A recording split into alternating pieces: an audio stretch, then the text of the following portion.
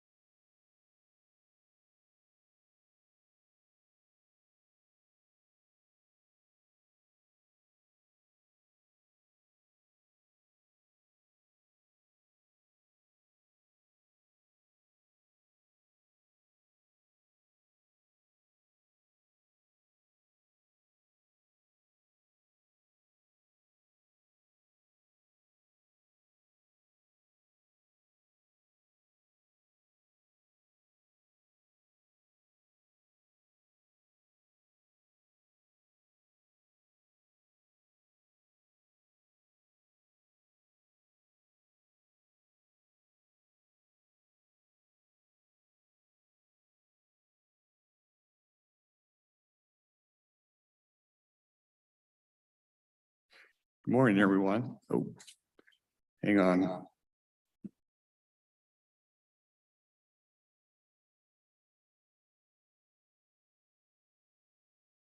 I don't know why.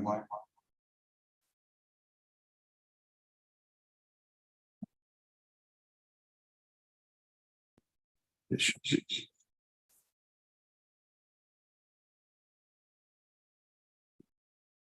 So there we go. Okay, good. Morning, everyone. Technical difficulties. Welcome to the 9 a.m. public meeting of the BOCC. If you want to rise, we'll do the flag salute. I pledge allegiance to the flag of the United States of America and to the republic for which it stands, one nation, under God, indivisible, with liberty and justice for all.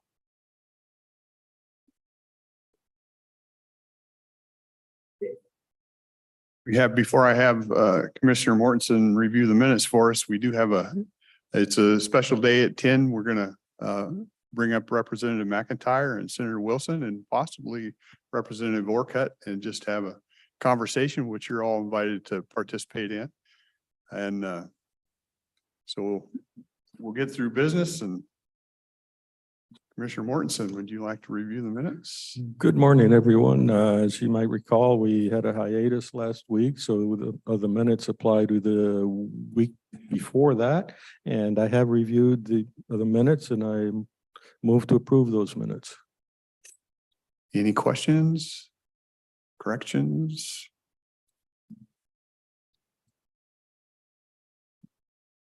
I see no hands. I would we have a motion. I call for a vote. Those in favor? Aye. I'll have to abstain. We got back last night, Okay. so I haven't had a chance to read. I vote aye. That carries. Thank you. Consent agenda. We have a rundown through.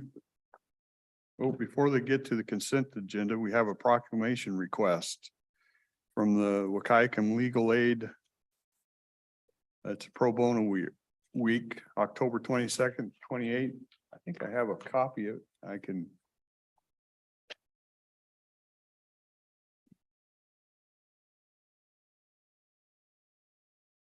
I brought a copy out.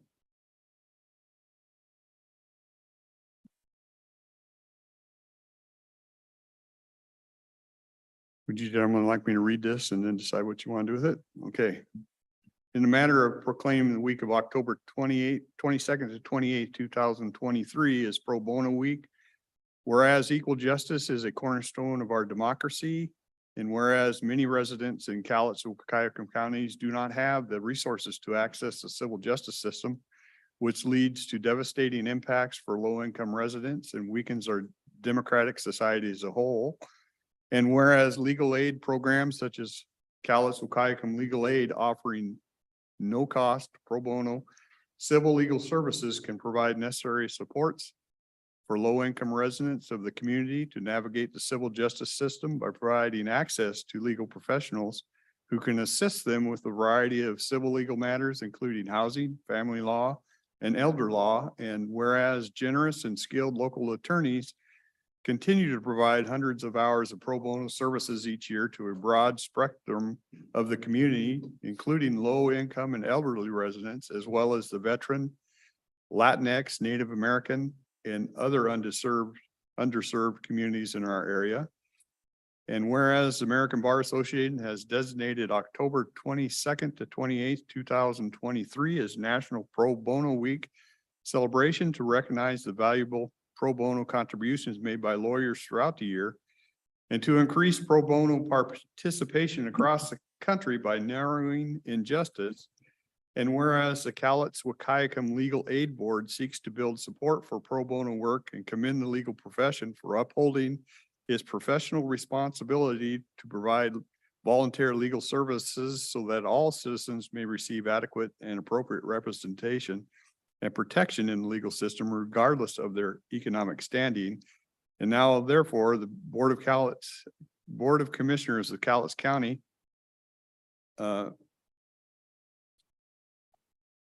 City Council for City of Longview, I'm not sure that's in there, Washington, hereby proclaim October 22nd, 2023 Pro Bono Week in recognition and encouragement of the efforts of the local legal community to provide no-cost legal services to the most undeserved residents of Cowlitz and Wahkiakum counties. Comments, questions? Historically, I have never approved of a resolution and always abstain until the last one, in which I voted against it because it did have something that violates some of my own principles. The reason I typically abstain is because these proclamations are, like even in this case, it's an ex post facto proclamation. I don't know what it really accomplishes, except people who propose it feel I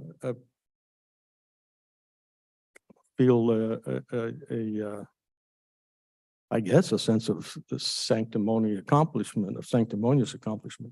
In this particular case, I'm going to go against it because I'd like to scream at the top of my lungs that we are not a democracy. And yet one of the first whereases starts out a democracy. We are a republic, and there's tons of documentation going back to the Greeks as to the issues with the democracy. And that's why our country is a republic and our state itself is a republic.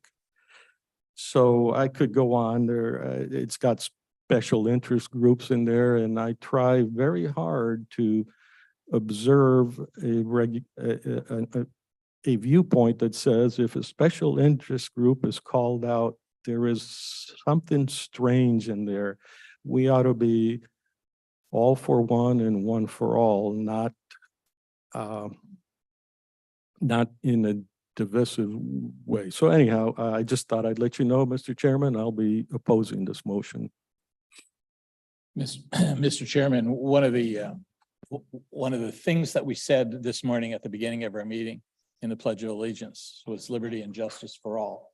In one small way, it seems to make sense that if we can encourage volunteer action on the part of lawyers who usually charge hundreds of dollars an hour for their advice, it is a good thing. We're obviously a pretty small cog in the wheel, but anytime we can ensure or increase or encourage volunteerism for promoting the goals of this country, I think that's a good thing.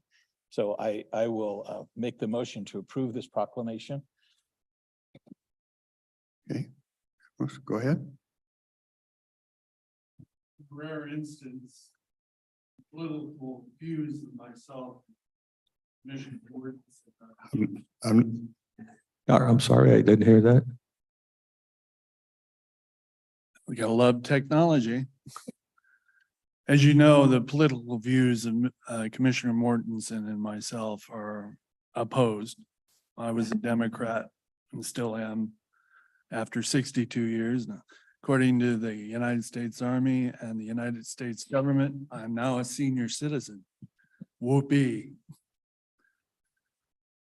But on that point, this proclamation by the attorneys of the state of Washington and Cowlitz County, I can put it into one word. It's a crock.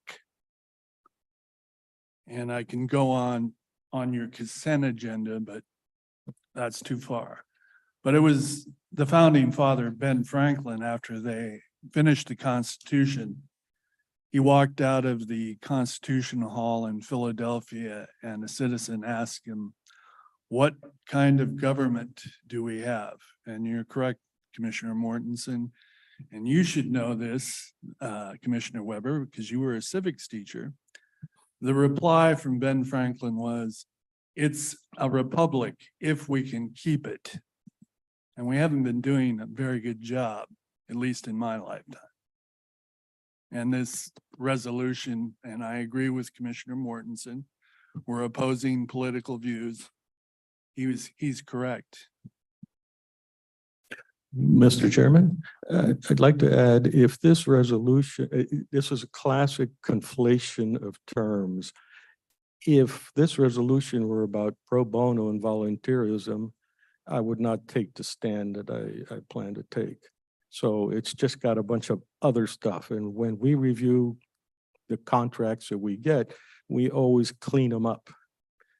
We don't have an opportunity here to clean it up.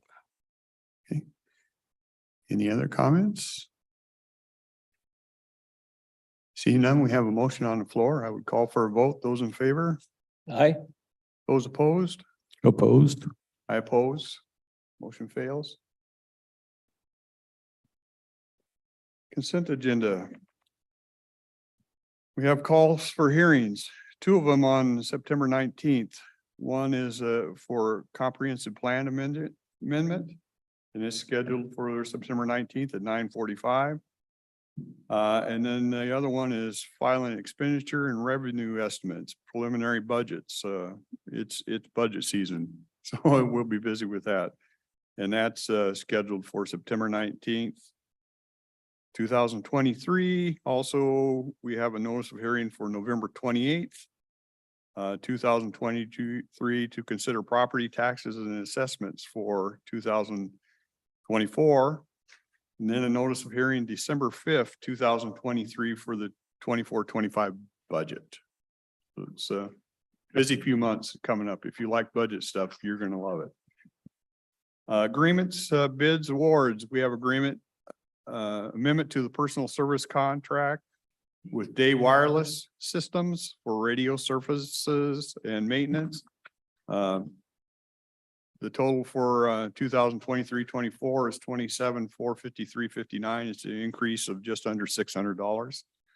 The solid waste management, local waste financial assistance agreement from the Department of Ecology. Total amount of that grant is $484,254. And that runs from July of 23 to June of 25.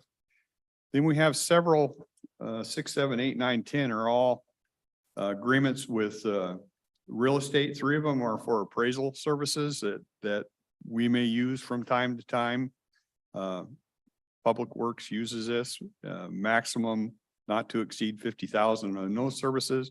And then 2 of them are for acquisition services that we may need from time to time through Public Works.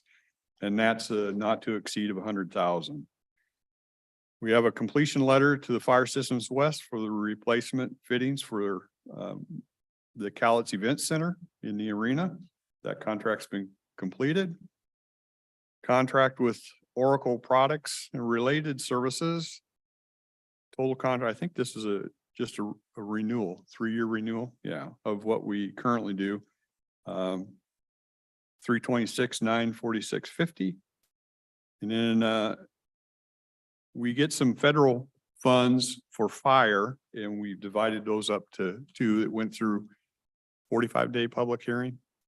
And so one is going to Cowlitz District Fire District 3 in the amount of $11,237, and the other to Fire District 6 in the amount of $7,000. Some board correspondence.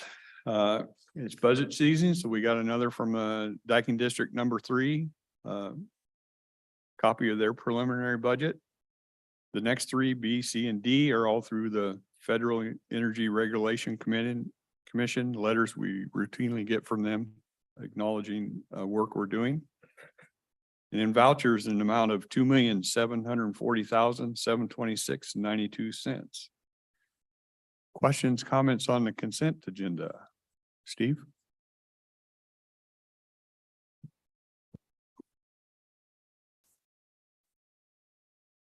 My comments concern item 3, 6, 7, 8, and 9. Probably the most honest public official in my lifetime in Cowlitz County was the late assessor, Colonel Ray Ryan. He's the only one I really respected in county government. Now you have all these appraisal services. Do we not have an elected assessor that is supposed to do this? Why do we have to put out all this money for all these private appraisal services when we have an elected assessor? I see Susan coming up. She probably better to answer that than I am.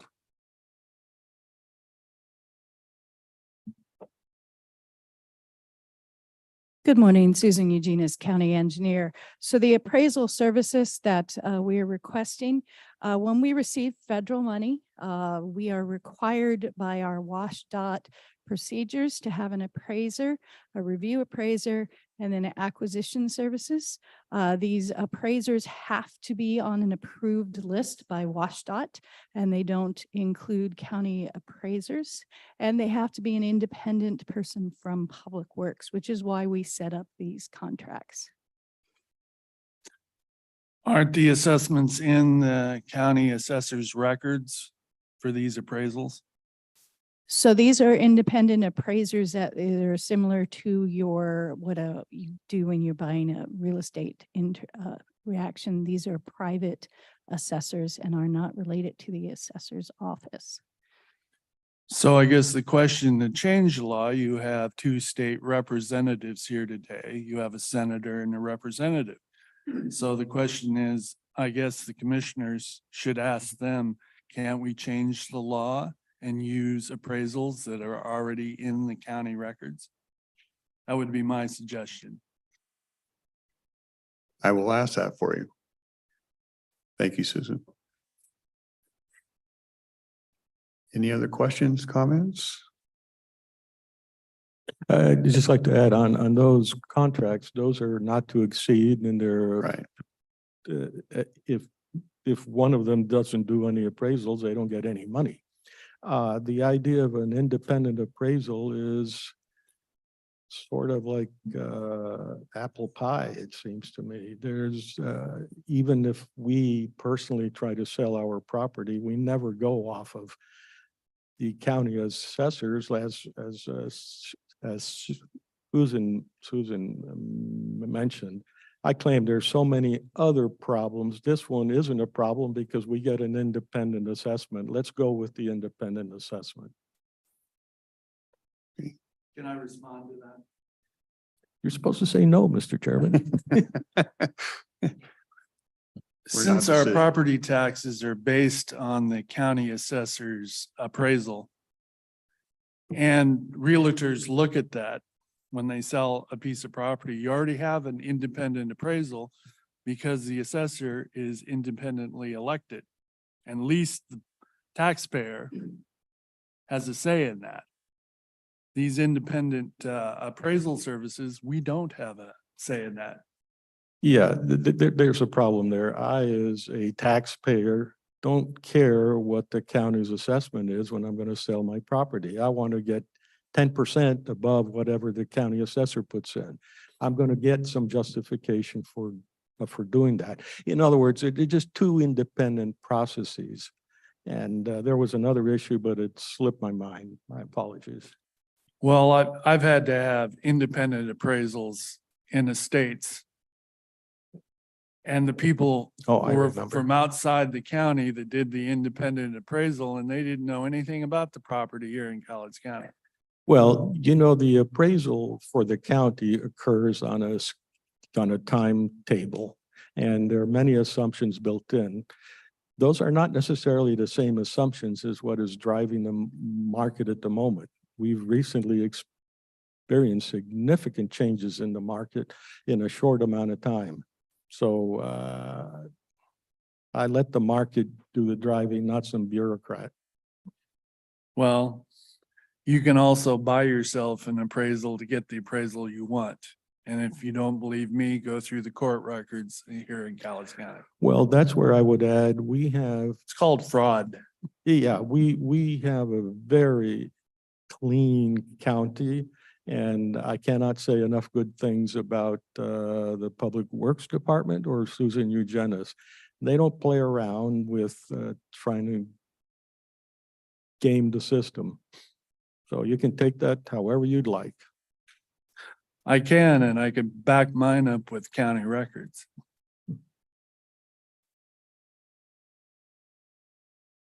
Any other comments? See any hands? Pleasure of the board. Oh, I was going to make a comment on item number 4. Is that is that something from you can talk to it? Excellent. I want to know whether it was a competitively bid thing. I know Day Wireless has been our supplier since I first took office. And I have the suspicion that we get the general good treatment of the government. You got deep pockets, you can pay for my overhead. This represents actually a maintenance agreement with Day Wireless. It's an existing contract, and every year we do update it based off of price increases.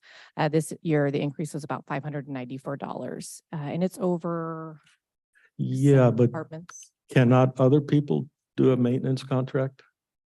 It's an existing contract, so we're currently in contract with them, and we have it in the contract to update this yearly.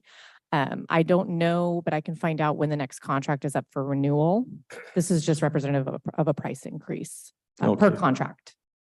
Okay, thank you. Sorry. Savannah, I did have a question also. This is a contract for repairing radios and I know that they've been very very helpful and effective for years. Does the price reflect the shift of 911 away from county ownership? Yes, so 911 is not included in this maintenance contract. It's covered 6 divisions. We have jail, offender services, IT, juvenile, sheriff, and emergency management. And 911 is not included. And it is a lot lower than it has been in previous years when 911, of course, was included. Only a $600 increase is That's correct. is surprising. We've Mhm. heard a lot of other renewals that are a heck of a lot more. That's not even a % increase. We had one division go down about $150. So it also represents that. You hope we buy equipment prudently, and what we're doing is paying the Maytag repairman. Yes. So on item number 13, I thought the public would find it interesting, the amount, $11,237.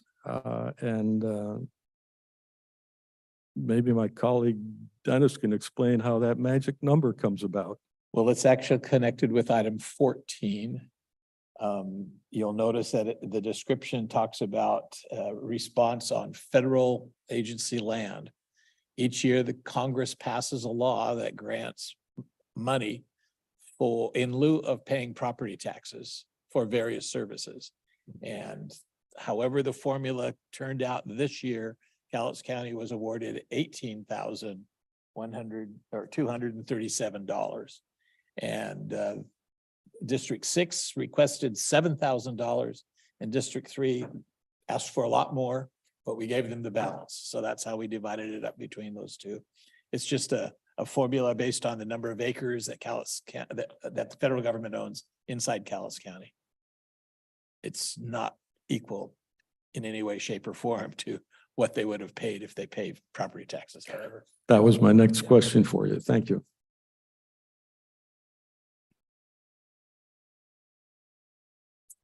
Mr.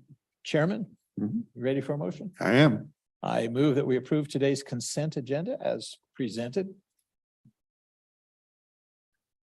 Got a motion to approve. Questions, comments? Not seeing any.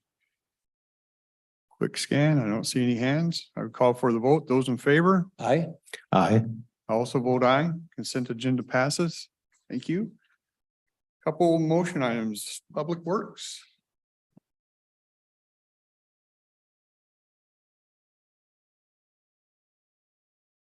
Morning, Susan Genus, County Engineer.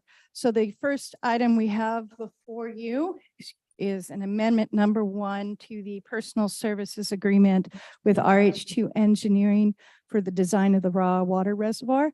This is the second phase of this design. We did a phase 1 where we did a study to determine which project we were going to complete. And that was a $50,000 study. And out of that study, they recommended doing a raw water reservoir. And this is the cost to design that of $211,730 to be placed at a location near the existing plant for use during drought conditions. And Susan, is this part of the funding program with dollars known as ARPA funds? Yes, there is ARPA funding related to this. We are also working on getting some federal funding for this project. Some also. additional federal funding? Yes. Because the community is predominantly senior citizens. Does that factor in at all, or? It does a little, but it's the main factor of drought resiliency is a hot button right now because Hot button? Okay, yeah. sure, yeah. as everybody knows, it's becoming more common in a lot of areas. And so there's more federal money being made available for drought projects, drought resiliency. Thank you. Go ahead. At least a couple of questions. Given that the cost of the design is 260,000, makes me ask the unfortunate question, how much is to complete the job with the actual build out? It'll be about $2 million. Okay, so the plans are usually on the order of 8 to 10%, 8 to 12%, Yes, Okay, depending on the technical. and that seems to be normal. Yes. Okay, and what's the timeline on this? So the timeline is we're going to get the design and health approval. We're hoping this winter, and that will be out to bid before the end of 2024. And so back to the question of the ARPA funds, who is paying the additional 2 million or so to complete the job? So the ARPA funds are towards this project. We have about $1.5 million of ARPA. How much? 1.5 million of ARPA towards this project. And the rest of the match is coming out of the water sewer fund in their reserves. Excellent. Okay, and this is an example of a classic. You got to build something today for the use over the next umpteen years. And so somehow you got to fund it today, but you can recover some of the cost over the years. Yes. Good. Okay. And then the other one, RH2 Engineering, they're from up north someplace, are they not? Tacoma. Yeah. And I've heard good things about them. We have enjoyed working with them so far. Yes. Okay, So thank we're you. Okay. Any other comments, questions?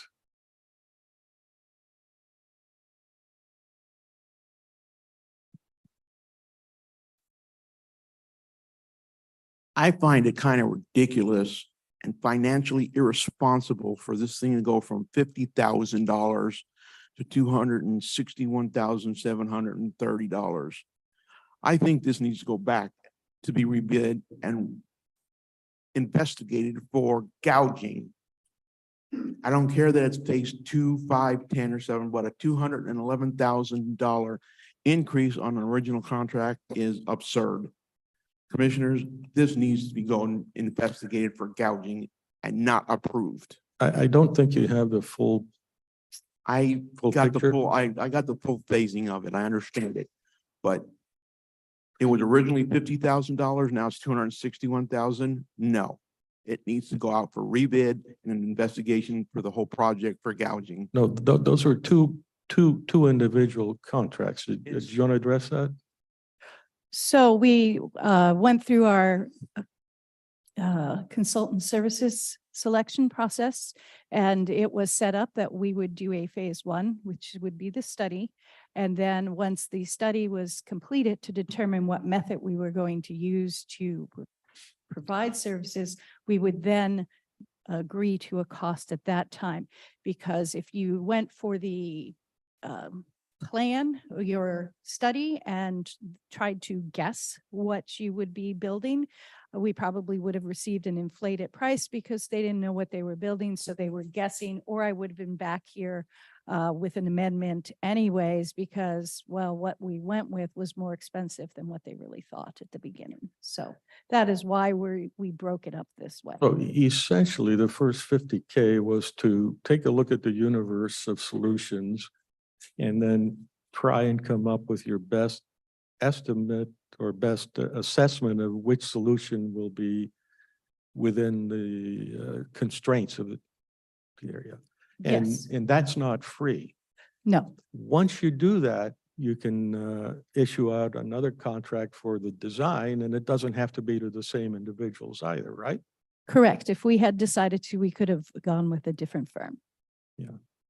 So it's just a two-part thing, just stuck in one program.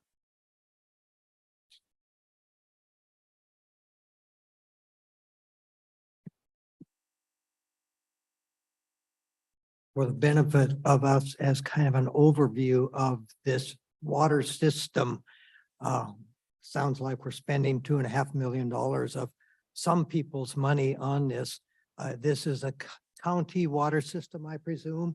How many users are there and how much do they pay toward this service? So Ron, those are absolutely excellent points to make. It's designed to serve the people in the Riderwood area, small in number. There's no way that their revenues could pay for an upgrade like this. One of the challenges we face is that when we have low rainfall and the level of that creek that they get the water out of disappears, we have problems supplying them with decent drinking water. So the county ends up operating a number of smaller water and sewer systems. The number of customers are always very small. The cost of improvement, we always have to go for grants because there's just not enough people on that. So this was an opportunity to take advantage of ARPA money, which was in part designed to go for infrastructure improvements for sewer and water, among other things. And we started that project 2 years ago, I think. I believe so. And started off with looking at what are the alternatives, continuing the status quo and hoping that August is a safe month for drinking water. I think one of the designs was to bring a pipeline down the highway from Castle Rock. That I think that was one of the other alternatives. And that was even more expensive than what we finally came up with. Drilling a deeper well, I think, was another option, and that wasn't good. So that initial $50,000 study gave us a look at the different alternatives, and the recommendation of the engineers was this reservoir, save up the drinking water in the good weather, and just a better run. But there's no way that the people of Riderwood can generate the revenue to pay for all those kinds of improvements. So that's one of the things counties have to do in situations like that. Okay. Did I skip anything on that? I don't believe so. I can add the Riderwood system and about half a dozen others are all lumped into one pay pool, if you will. And among other things, I hope, and I suspect they did, we take a look at things holistically. So maybe the pipeline would have been more economical in the short run, but maybe the maintenance on it would be lower and the risk or liability would be lower.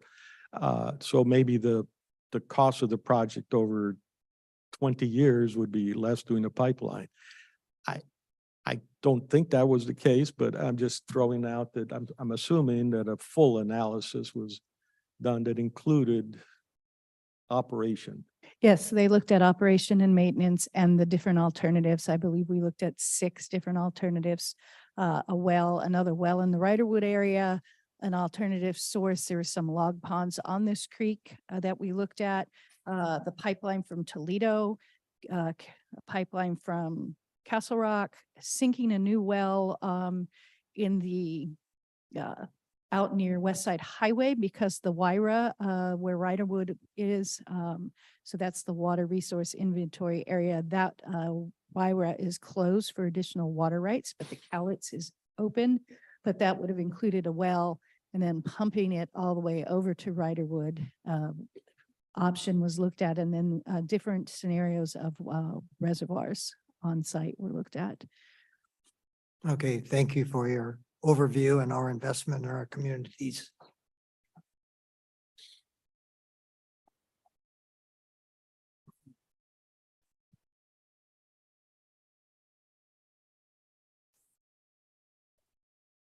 I'm not a civil engineer. I'm a forestry engineer, at Oregon State University, but my classmate Vance Frazier was an ME class of 81 School of Engineering at Oregon State. He worked on a lot of fire systems for the Burgerville Corporation. And this is what he had to say about consulting engineers and contractors. They will draw out the contract until there is no money left. And I'm thinking of a pipeline that fell away on Pacific Way that belonged to Longview. And I believe there was a councilman or maybe mayor named Weber when that happened. It was 96 when we had the flood. We had a lot of land slippage, and city lost that whole pipeline from about 46 to Cold Creek. And then the city had to extend it up to the Wildwood development, which is the division between Raglan Road, what used to be Delameter, which is now Woodside, and Cold Creek. Well, you extended the water main 8-inch clear up Cold Creek to about the Fournier estate. And I was on Fire District 2 with Bunker Hill Station, and the Fournier house caught fire. If you remember a co-teacher in the Longview School District, Ken Jackson, he taught biology at Mark Morris. Well, we were on that fire and we got to the Fournier house. It was fully involved, and our tanker ran out. We only had a 1,500 gallon tanker. And we hooked up to Longview's fire hydrant at the end at the Fournier place, and it was dry. And I believe you were on the city council when they put the pump booster station at Wildwood. That was to extend up to that development to provide water. The whole point being here is consulting engineering firms, like the one that did the Washington Way Bridge, CH2M Hill, which was based in Corvallis, where Oregon State is. They followed the same policy. How did it take 3 years to span less than 100 feet when it only took less than 2 years to build the Rainier Bridge? So bearing in mind, watching consulting engineering firms and any other consulting engineer, you better keep your eye on them, or you'll have what we have in the military known as mission creep, only this is contract creep.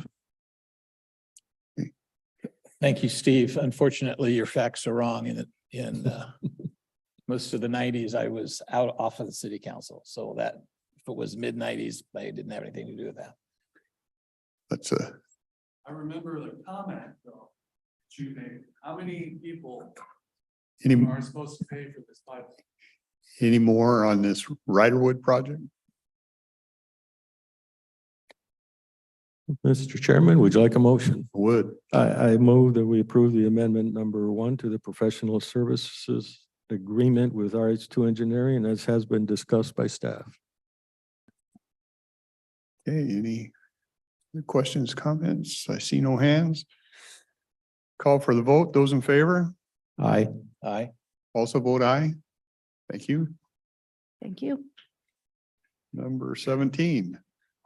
Number 17 is the bid award for the Cathlamet Road Slide Repair Project from milepost 0.55 to 0.57.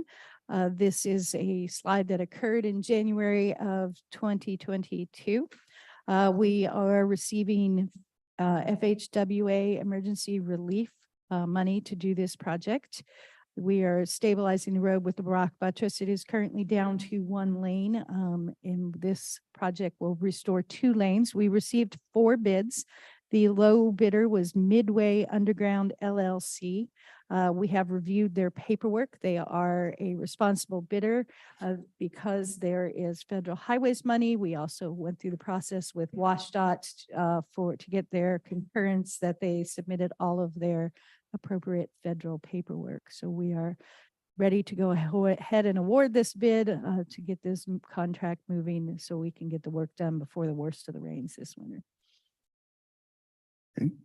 Questions, comments? I remember on our 6-year road plan, we had photographs and it was pretty precarious look at that. No guardrail, nothing to protect, just a drop off of the asphalt. So this is a route that provides emergency access around the slide area on Ocean Beach Highway. So it's pretty important to get that. You mentioned emergency relief. Is this 100% federal funded or are we paying 30 or 40%? We're paying 13.5%. It's one of those weird formulas from the federal government. Thank you. A question, the bid we see here, or the total cost will be, is that based on 100%? On the design 100%, or is that a 50%? Are there more gotchas in here? This is 100% design. So we do not anticipate like we did on the temporary bridge where we bid on a 50% design. This is 100% design. Okay, thank you. And so in the 13.5% that we pay is the 400 or It's 13.5% of the 400. of the 400? Yeah. Okay, thank you.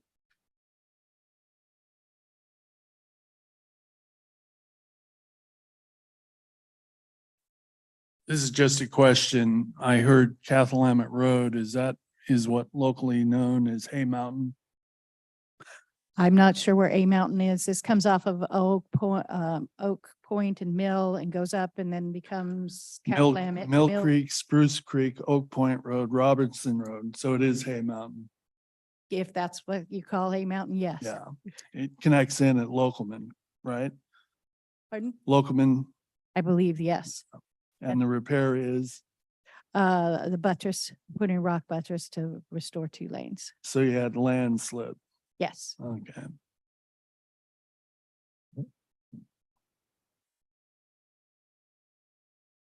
Any other questions? I'd entertain a motion.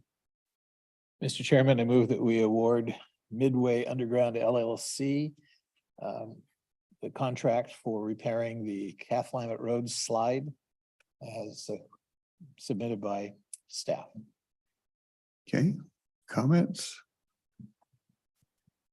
Seeing none, would you have a motion? I'll call for the vote. Those in favor Aye. Aye. also vote aye. Thank you. You got a group today, don't you? I do. I have a bunch for y'all today. 18. Next is change order number 1 with Quig Brothers for the Ostrander Road culvert replacement project. This is the change order to install the temporary bridge. And we discussed it early on in the project. And this is the formalized change order for $287,000. That included their design of the temporary bridge, placement of the temporary bridge, removal of the bridge, and relocation of some additional utilities. Yeah, that you came to us and we agreed temporary bridge is better. We would prefer that over the other alternative. So any other questions on this? So Quig Brothers has worked with us on a number of projects, right? They finished the North Pacific Avenue half bridge and they installed the temporary bridge out on Tower Road. Prior to that, they did a landslide repair out on Rose Valley Road. Can't think of any other ones off the top of my head. We have worked with them numerous times in the past. And they're out of Aberdeen. Yes. Yeah. You probably told me, but I have forgotten, or it remains unclear, the 287K increase is because we now have 100% design because the temporary bridge is already in place. has been Yes, this provided. is the temporary bridge. This is design, installation, and removal of that temporary bridge. Oh, okay. I thought we had already paid for that, but we hadn't. No, it was not in the original contract. We discussed it with you, and this Got it. was close, like within like $2,000 of what they originally said it was going to cost, so. And as I recall, that is our bridge also. No, this is their bridge. This is their bridge, so that Yes. this includes a lease thing. Yes, Okay, thank you. I think the one on Tower Road is our bridge. Yeah. So we'll Yeah. Keep title to that. Okay. Pleasure of the board.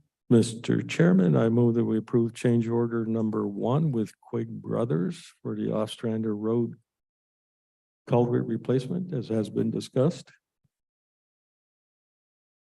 Okay, we have a motion on the floor.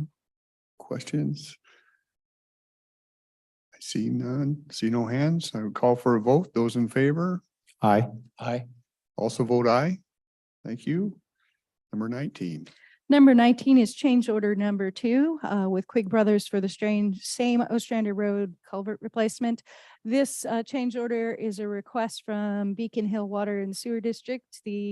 As part of this project, we are installing a temporary water line and then installing a new water line on the new structure. Their old water line was hanging on the old structure, so it needed to be replaced as part of this project.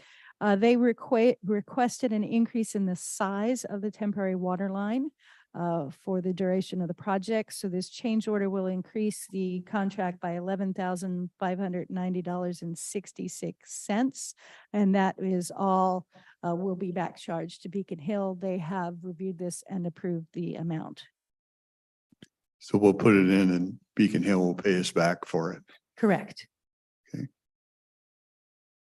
Questions, comments?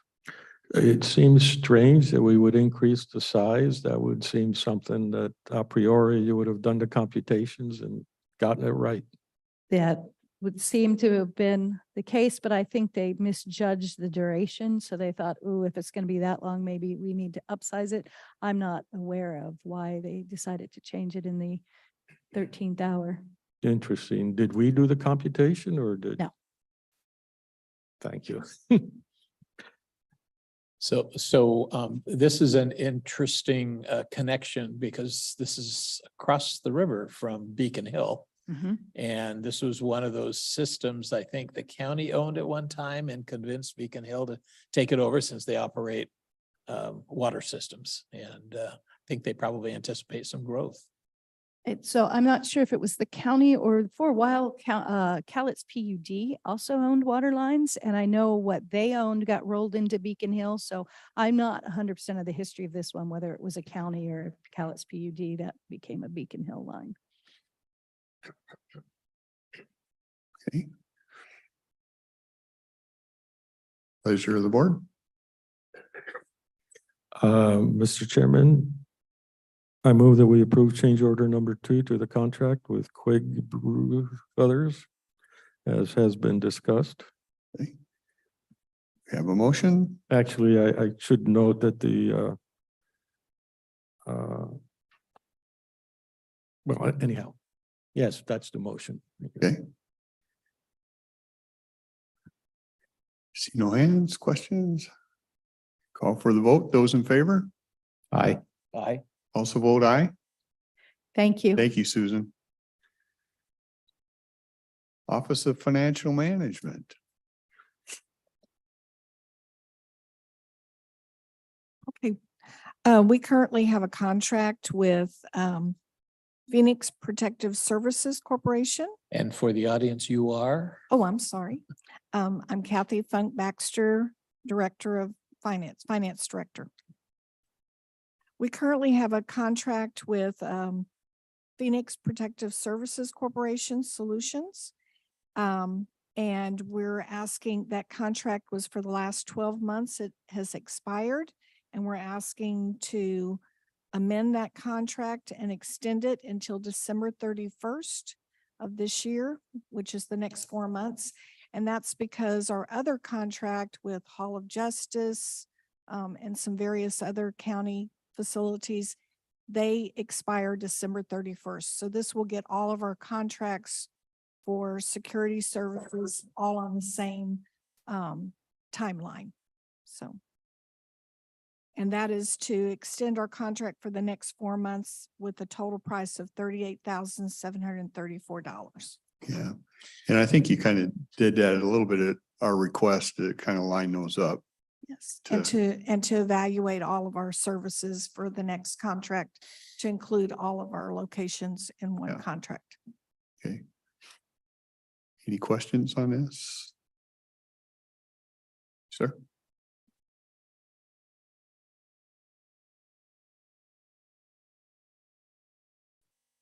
Phoenix Protective Services, this is the vehicle I see out front now parked in the administration parking lot, correct? Yes. And they also man that stool down there at the main entrance. Yes. And the Office of Financial Management is in this building, right? So Phoenix is already protecting the administration building, correct?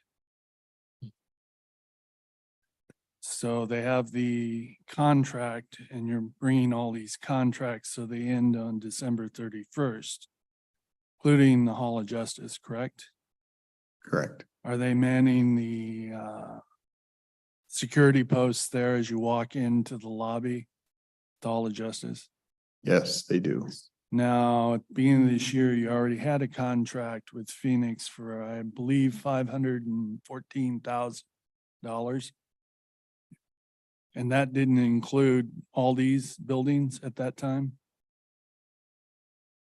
The original, before my time, but I believe. Yeah, I don't remember the numbers exactly, but yes. It was This- 500,000 plus. I remember that much. For how many years? This is an add-on that we put on about a year ago now, I think.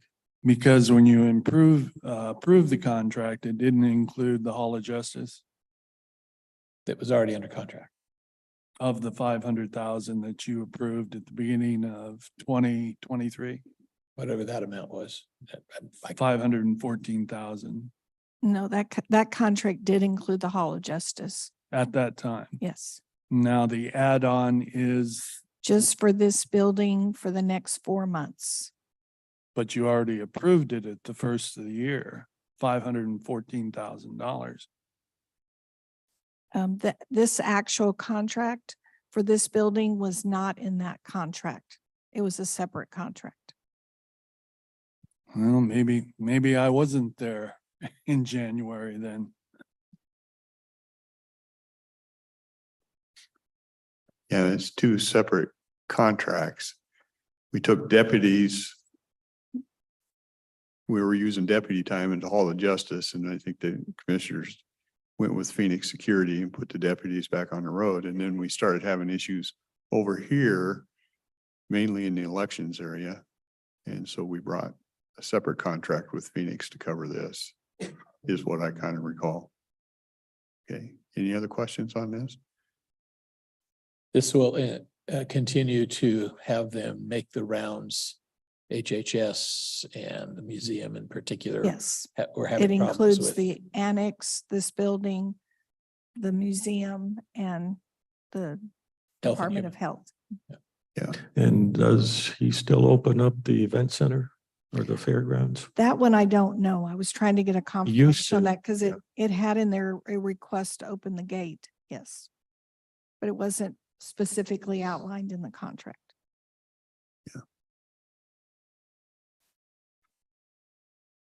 any other questions, comments on this? I think we're just trying to line them, and then we'll review the whole package at the end of this year. Yes, Okay, that's what I'm trying to accomplish. yeah. Okay. Pleasure of the board. Mr. Chairman, I move that we approve addendum number 8 to the personal services agreement to contract number 15-2019 with Phoenix Protective Services Corporation for amount of $38,734. Okay, we have a motion on the floor. Looking for comments, hands. I See none, I would call for the vote. Those in favor? Aye. I also vote aye. Thank you, Kathy. That's the end of our agenda. I think we'll take in about 5 minutes, we'll have oh, good. I thought I missed something. We'll have Senator Wilson and Representative McIntyre. So how about a 5-minute recess and we'll get them set up here.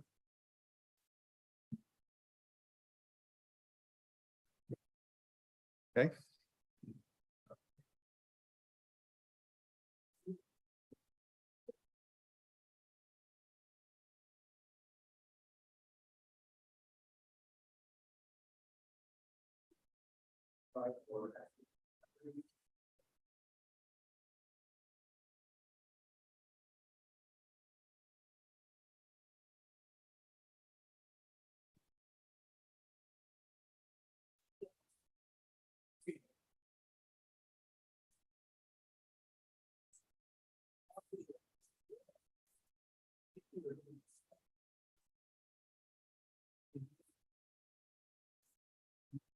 All right.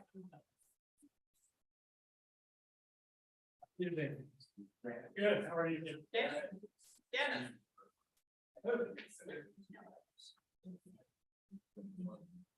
Have you done? You.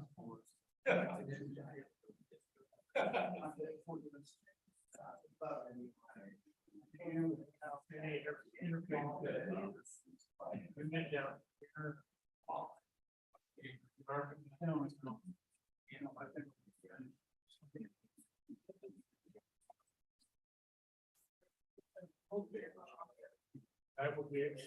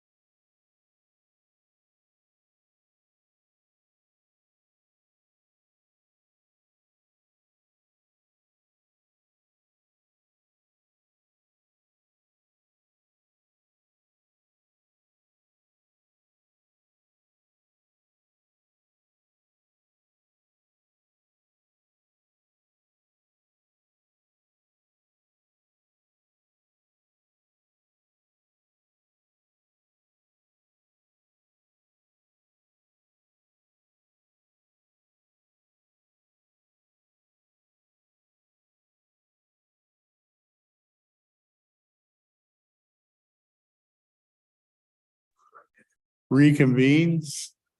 Commissioner Mortensen will get.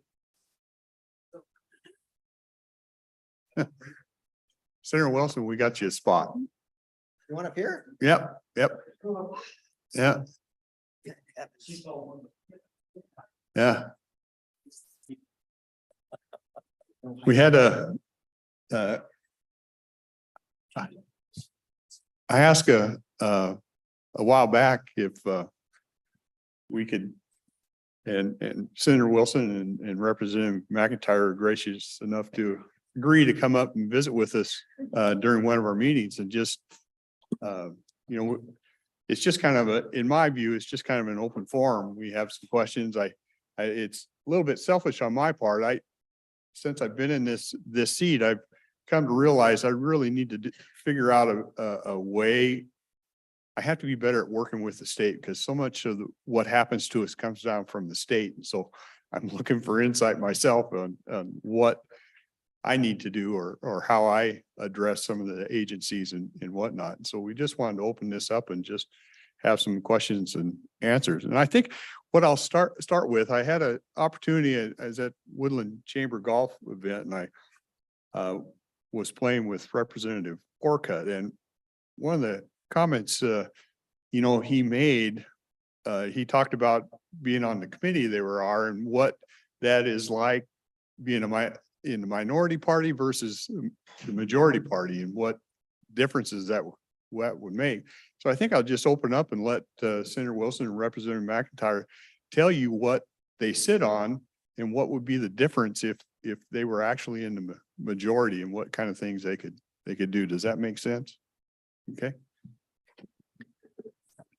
Well, good morning, everybody, and good morning, commissioners, and to my seatmate, Representative McIntyre, of course. The difference in being a minority and majority is it's the simple math. Of course, we all know that somebody has to have that numerical, I guess, bigger number, and that's all it is.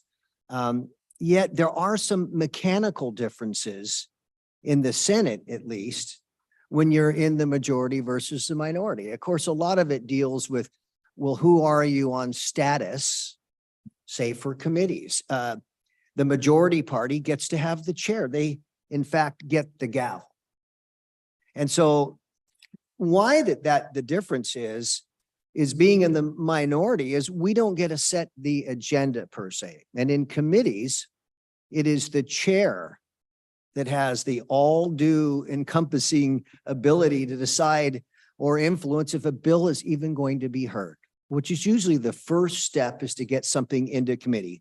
Well, before you get to the floor, well, before you vote, well, before you send it to the opposing house. A quick question. Can the committee members overrule the chair ever? Yes, there is a process, but it takes somewhat what's known as a supermajority of committee members present. It's incredibly rare.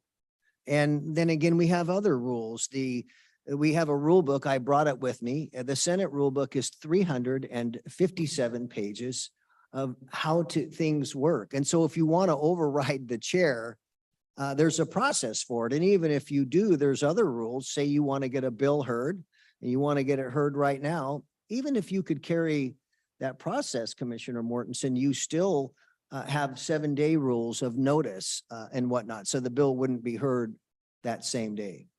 But really in the difference of the majority is that they somewhat also have the ability to run the floor activities.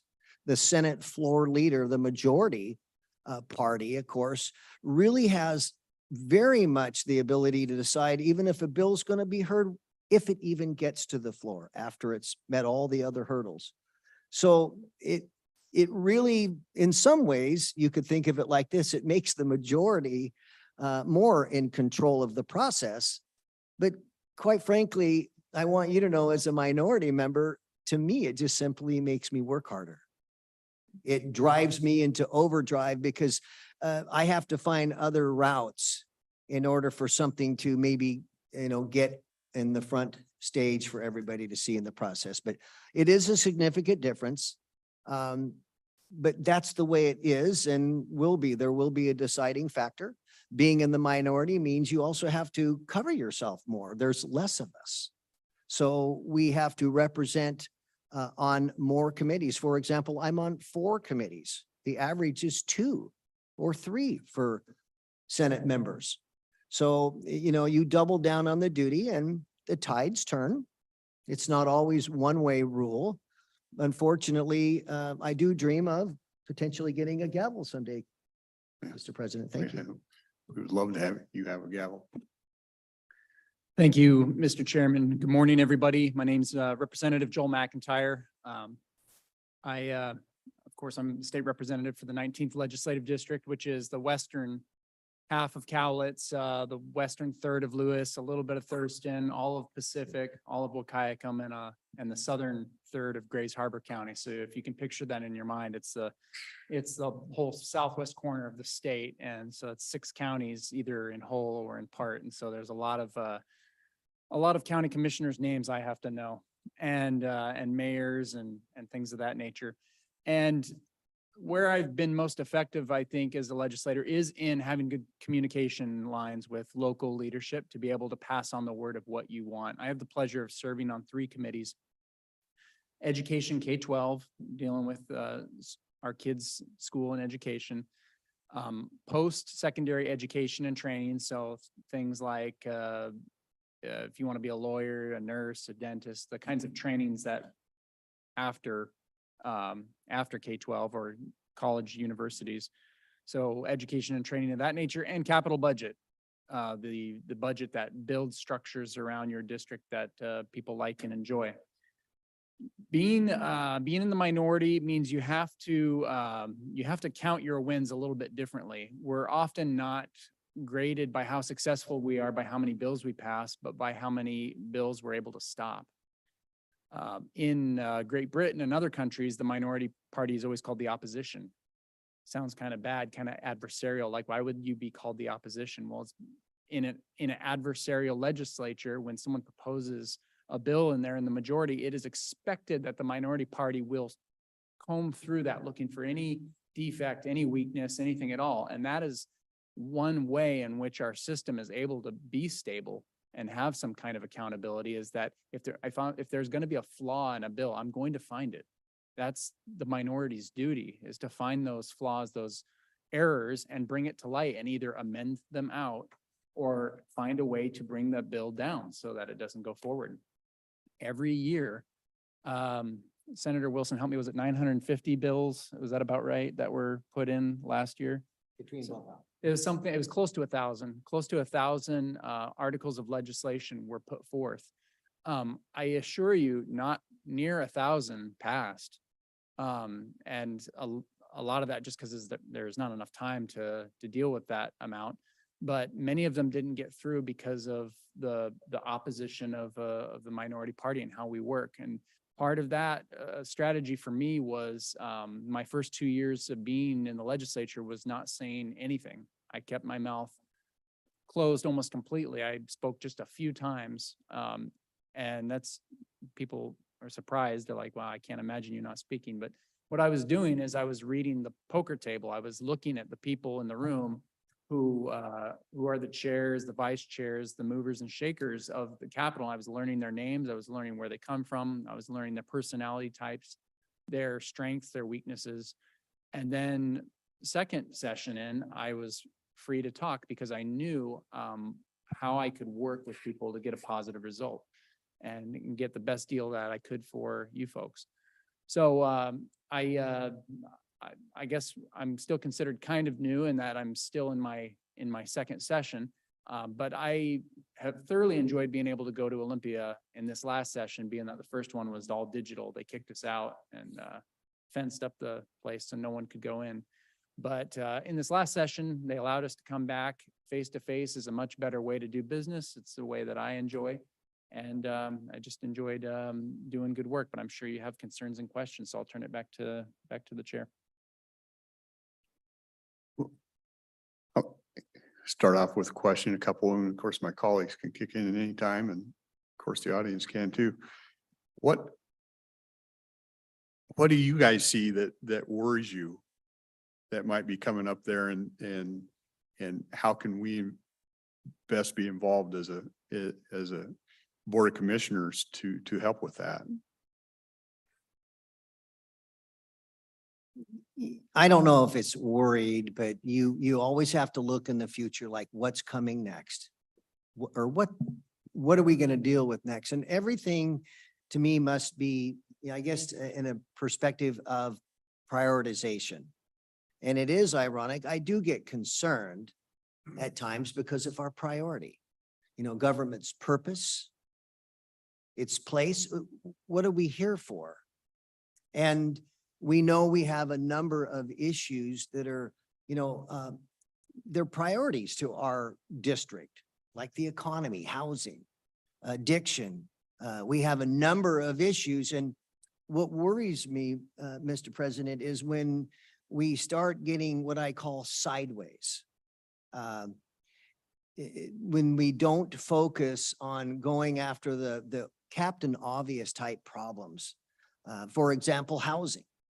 Everybody knows we have a housing issues and crisis. I will accept that word. But when we look at things like that topic, the barrier to it, the problem is us as in government. That's why the solutions don't come as quick as I'd like them. So to me, something like that would be a priority. But when we start to move away from those topics and passing good legislation, we're legislators. We're not rulers. And we start arguing over police pursuits and Blake decisions. It just takes all of that time away, that limited time, because we're a part-time legislature.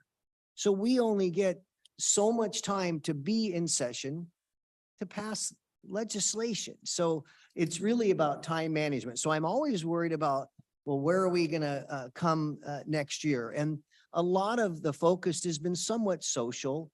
Every theme, the first 3 years, a lot of it deals with individual, say, needs. And to me, I get a little confused because when we get into like identity politics, I want to identify as a well-balanced constitutional republic. I don't want to get too much into the weeds, and I certainly don't want our lanes as Olympia to overrule and then to get into, say, the county's authority. A lot of this is how much more is the state going to really encompass our everyday lives with, say, statewide mandates versus always respecting local control, local voices, because Representative McIntyre will always bring up that we're here to serve. We work for you. And I'm always going to be worried, Mr. President, especially that Olympia seems to want to grow in its reach, which we simply call overreach. So regardless of that, it's more of the theme than the specific.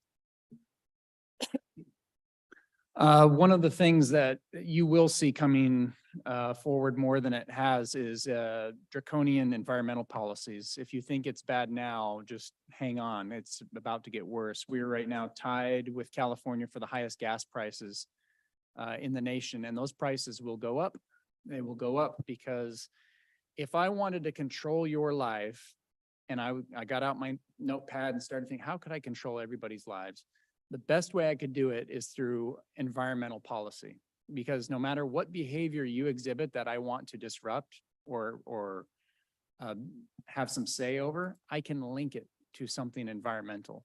And so there's nothing you do in this life that doesn't have some kind of primary, secondary, or tertiary effect. And therefore, it is the state's job to manage you in your life. So as we have given way to environmentalism, as we all enjoy the environment, and so we all know there's a place for environmentalism to an extent, the balance is so far out of whack. It has literally controlled every single debate we have. There almost isn't a single subject that comes up in which there isn't a outspoken portion of the legislature that says, but the environment, we have to pass this, even though it has nothing to do with the environment at all. And so to blame you people, to blame Washington citizens for the problems of the world, I find most reprehensible. To say that you're going to be punished because of what other countries may be doing. They're putting their plastics in the ocean. They're not cleaning their chimneys as they pump a bunch of carbon into the air. And then we say, well, that's such a shame.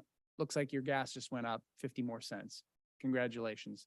So the capital has made it a point that as the world becomes filthier, you are going to make up for their errors by being all the more cleaner, and it's going to cost you. And so we have let this go so far down the road. It's going to be very difficult to reel this back in to folks that have been, if you went to school anytime I did, then on, you've been hearing this, that we got to do something, We've only got 8 more years before the world is beyond that. And then 8 years comes and they say, just 3 more years and then we're done. And it just keeps getting reeled out to scare people into this kind of compliance. You're talking about the COVID? Yeah, well, same thing. The pseudosciences that were taught and told to comply with. After we realize that they were wrong, it's often too late. We've given up too much of our freedoms. And so that's what I fear is, a return to draconian COVID policies, again, where we're told that if you just will comply for a little bit, everything will work out.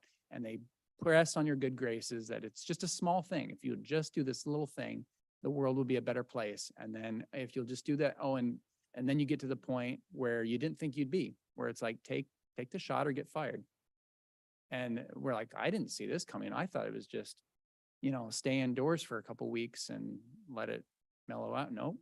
So you give an inch, they take a mile, and that's how it is with environmental policy. And right now we're in that upper reaches of a mile already. So one of the things that I wanted to make sure we get across this morning is a thank you to both of you. You've both told us already that part of your job, an important part of your job, is to get to know the other legislators, both Republicans and people on the other side, because we are a small piece of Washington State.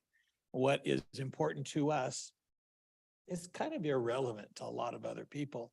So to get our issues protected, you have to do the kind of relationship building and get to know them. And we have at least 3 examples. They're going to be kind of small potatoes, but when you think about it, it's fundamental to our way of life. One is the fact that every year the budget is passed and there is a provision of money for Cowlitz County to purchase places to place dredge spoils when the decision is made to dredge some more of the Mount St. Helens silt. That has to be put someplace. And that every year it's been institutionalized because our legislators have made those kind of connections. Nobody else in Washington State cares a whole lot except us here in Southwest Washington, because it directly can affect us. The second example also deals with the aftermath of Mount St. Helens. There is a collaborative in which 20 different government agencies are meeting on a regular basis to align ourselves with sediment management, with environmental protection where that's appropriate, with economic resilience to restore tourism. And just the thought of 20 different government agencies collaborating is enormous. The state legislature has come through with support, with funding, so that this collaboration can continue to go forward. That's important for us. The rest of the state really doesn't care. So their talents continues to help that collaborative going forward. The last one has to do with something that we've mentioned a few times, and that's called Growth Management Act, the GMA. There is a section of the GMA law, state law for years, that provides for counties planning apparatus to be much more draconian than we have in Cowlitz County.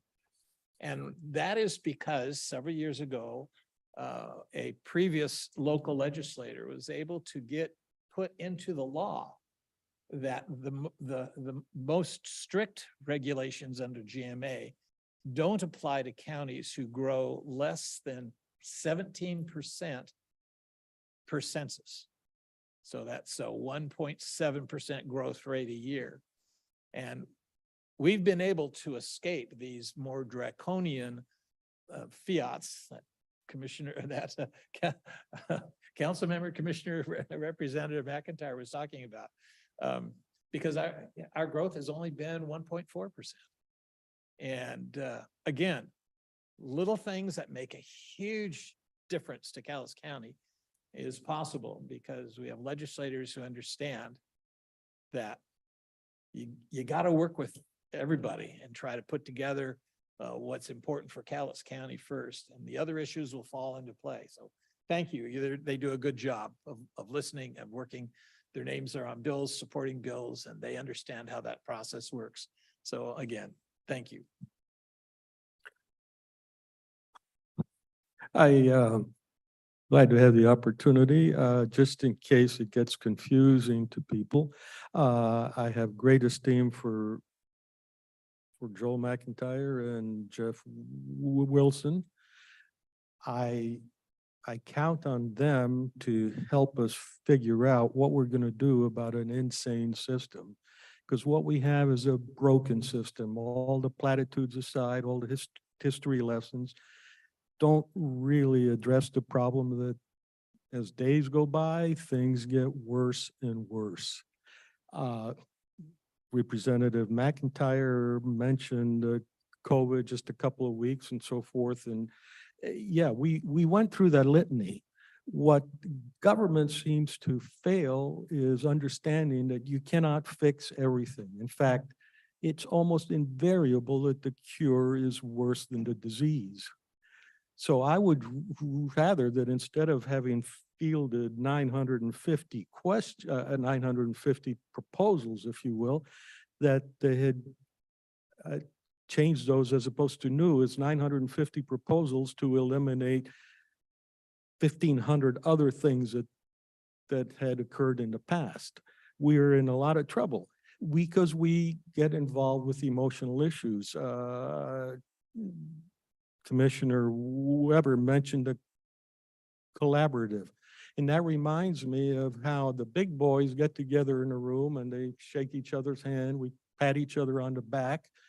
What really counts is what comes out of that. A collaborative of 3 agencies is monumental enough. Of 20 agencies, don't hold your breath because you're going to die before anything useful comes out of that. And so anyhow, I could go on. I really would like to yield my time to the chairman, who I would ask him to yield it to the public, because we can talk to these guys anytime. Yeah, come on up. Just make sure the little bright green light is on so we can hear. I can't believe how many good conservative friends I have in this room. Arn is one of the men that I consider my close personal friend. Dennis Weber is one of the men that I consider my close personal friend. And then there's this young fellow up here. Don't be modest, Jeff. And Jeff and I met at the labor picnic yesterday. And I says, Jeff, why are you here? And he looked at me like, well, are you some kind of dum-dum? And so he introduced me to his mother, who is 87. It was a real privilege to meet her. I want to ask you a general question. How is the biennium budget for the next period? And are we getting our fair share of capital projects in Cowlitz County? Mr. Dryer, it's good to see you. It's good to see you yesterday.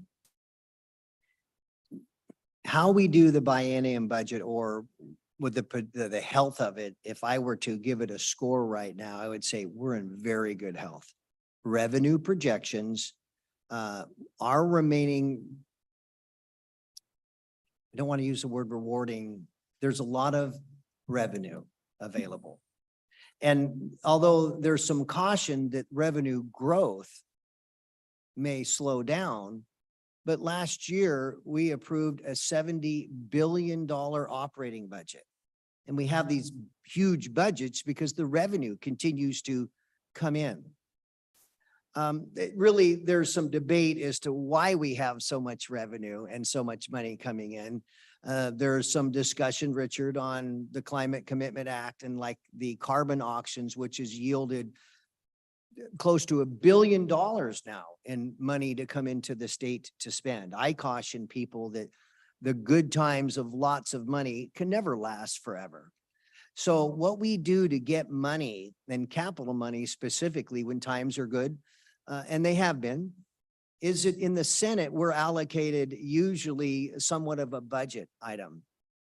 There's usually a number that's told to a senator, this is what you may be able to spend on capital projects throughout your district. And as you know, it's a huge district. It's all the way to McCleary, to Aberdeen. It's a very enormous size, a lot of people to please in between.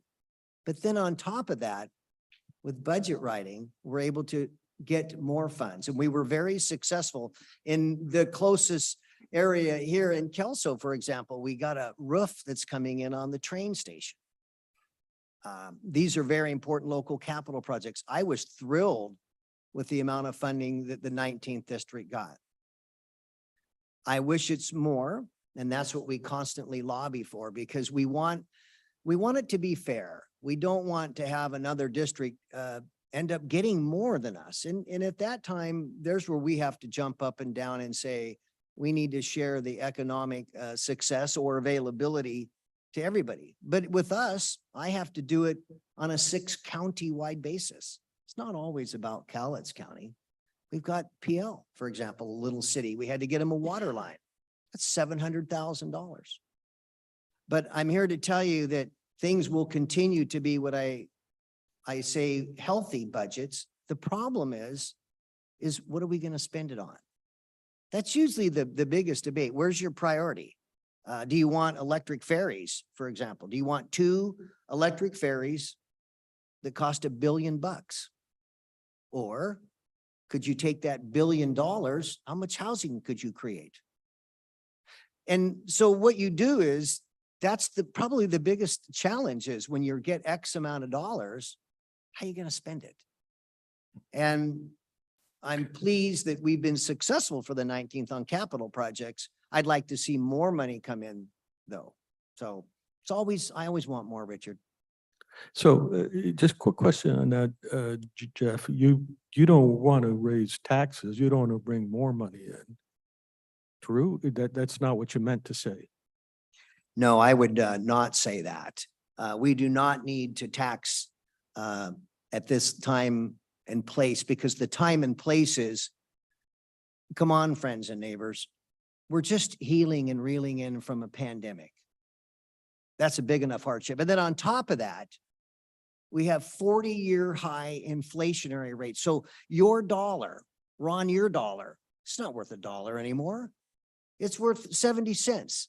We're already under duress of how we eke by, a lot of us, our survival economically in the state. Now the state's doing great.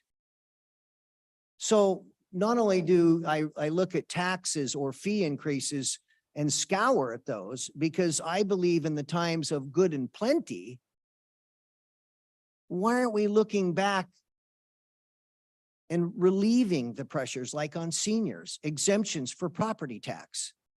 Why do seniors have this $40,000 combined income and then after that you're rich? That's not what it's about. So what I'm trying to say is we need to use our money wisely. And if it means investing back into ourselves through like property tax relief, especially for seniors, then that's what I argue for. I caution people because the forecast can't stay good forever, but we have to be very careful on our spending habits. So the spending habits, to me, I don't concur with. I voted against, for example, the transportation budget at the Senate. We have operating capital and transportation budget. And why I voted against it this year is it because it had another large amount of money to study for the 4th time taken out dams on the lower Snake River.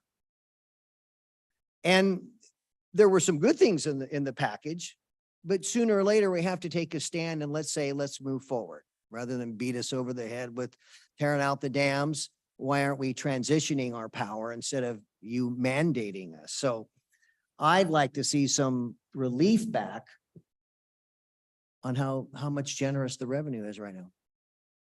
Thank you. And I agree with Senator Wilson. The state is doing very well in getting your money.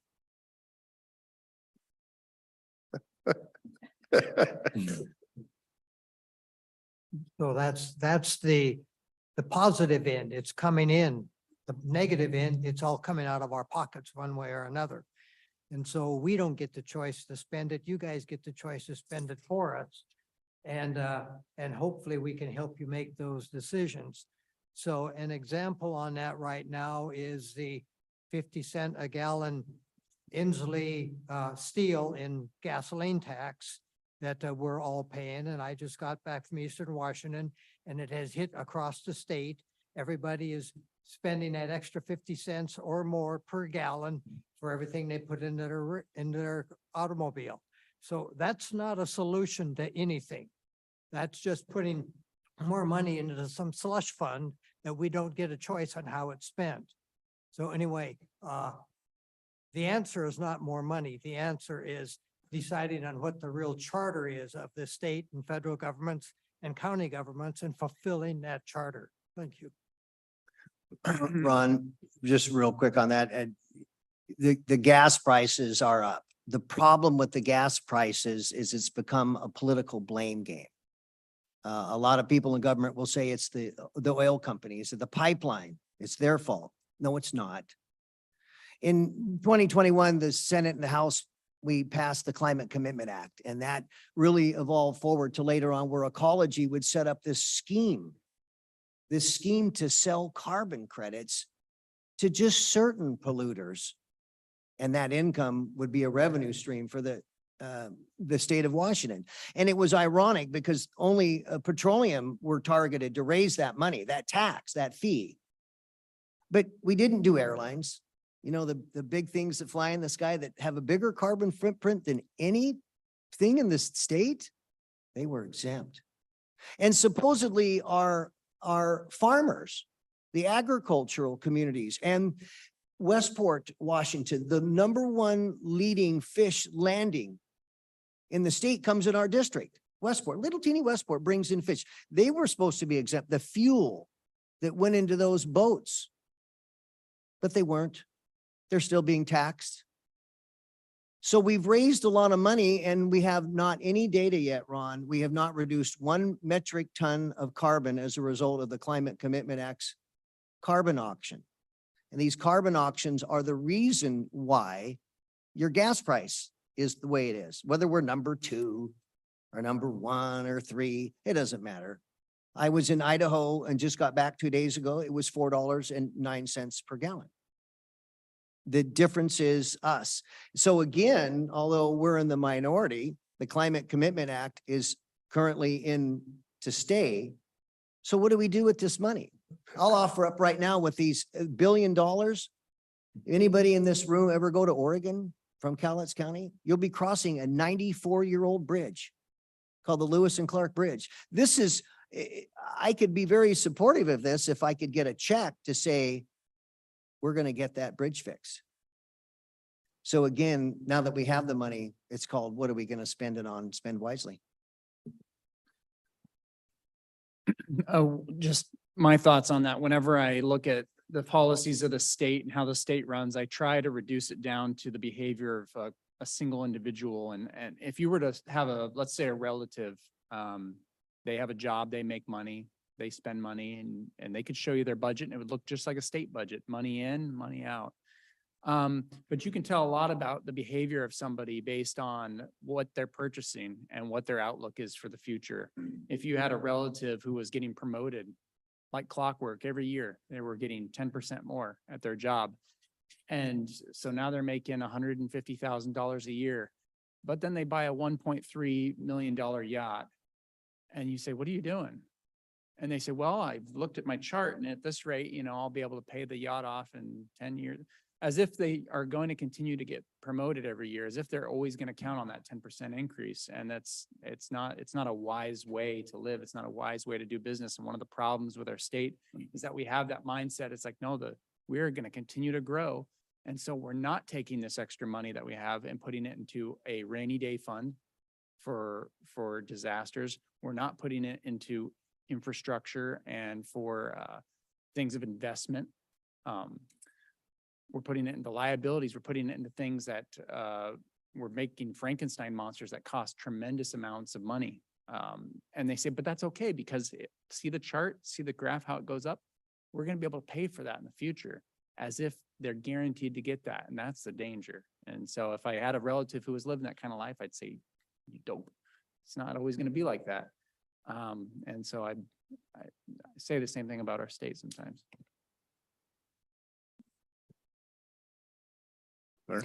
I appreciate your minority comments, Jeff, that you have to work 3 times as hard to make up the difference. I think you guys are very much aware that we have a lot of volunteers out here trying to help you get to the majority. However, my biggest fear is that the Republicans do get to be a majority, because I'm not sure in my lifetime I've ever seen Republicans in the majority actually doing anything successful other than shooting themselves in the foot, and it goes right back the other way. So how do we help, if we help you get to a majority, how do we know you're just not going to blow it the way Republicans always seem to do? Being a Republican doesn't make someone any good or better than anyone else just because they have a letter behind their name. Anyone can put a sticker on their shirt and say, I'm a Republican. It doesn't make them a good person. It doesn't make them a good legislator. I know plenty of Republicans who are just flat losers, and I have to work with them. But that's, I don't get to, their constituents put them in there. It wasn't my call. It wasn't my choice. They said whatever they needed to say to their people. They put them in, and that's how our system works. All we can do is here locally, support the people that we think would do a good job. It's all in our imaginations that, why, man, if I just had the power, if I had the, if I was the Lord of the universe, I'd do things right for you. I would. You don't know until you get there. You don't know until someone is put in a position of authority and power, how they're really going to act and how they're actually going to govern. And I at least have seen plenty of disappointments, people that I thought were golden all the way through. And then when they got in, they became disappointments. I've seen other people where I didn't think much of them. And when they got in, they impressed me with what they were able to do. And so there's no partisan title that immunes somebody, or even on the other side, I've met Democrats, which are completely reasonable people and are good people and people that I can work with and talk to and find common ground. It's possible. I've seen it. May disagree on a few things, but they bear that the blue sticker and I have the red sticker, and so we're supposed to fight in front of the cameras and make a big spectacle in front of everyone. But really, if you really want to get something done and you really want to get what you want, it is about having some kind of common ground or relationship. I can't guarantee you that if we were in the majority that we would make all your wildest dreams come true. Because I'm one member of a 98 member body. So I'm not at the helm, but I'm a member of that body. And so we've talked before, and I would always try and keep my office open to you and the other constituents that have reached out to me in the past. I'd try not to do anything different. I'd try to be the same person that I am right now, and not kick up my feet and say, now that we're in the majority, we can goof off and blow it. I'd try not to let that happen. Well, that's a good job of describing human nature. So we all know that exists, but for some reason, call them whatever you want, Republicans, conservatives, they seem to have a hard time being cohesive and remaining on the same team. So that to me is the biggest risk. So if you understand that, how do we avoid that if we get to the point to where we have a majority?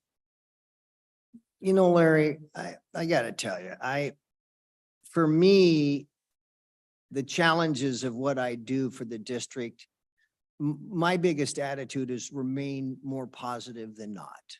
I have to. I'm always going to choose the path that, yeah, there's some bad things going on, but I'm here to make a difference going forward. I don't tread a whole lot in the past. There's 150 some thousand people that I've got to represent their voice on the Senate side in Olympia, regardless of partisanship, regardless of even voter status. It gets to be ironic because, you know, we get calls at the office and I may take a call from a person saying, I need you to do this. I don't like this about your government. Oh, cool. We have a conversation and, well, I haven't even, if I find out that they haven't even voted. And yet I still will listen to that voice and take that message forward. Believe me, the lecturer in me would like to say, look, why don't you do your civic duty? Why don't you vote? But you listen to any and all. And Larry, we got to move forward. The majority is what it's going to be. But for me, majority start from the center of the hub of the wheel. My universe revolves around the 19th district, and then it moves out to everybody else. So my commitment to you, sir, is I will listen, continue to, and do the bidding of the district first. That's my prejudice.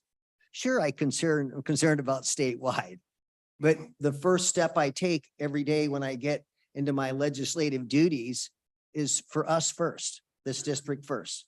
And, you know, I make it a point for us to get along because the rule book I mentioned earlier, here it is. It's just the small version. That's what drives the Senate. Very much a process, regardless of who's in the majority. But Larry, we'll always listen to you. Thank you.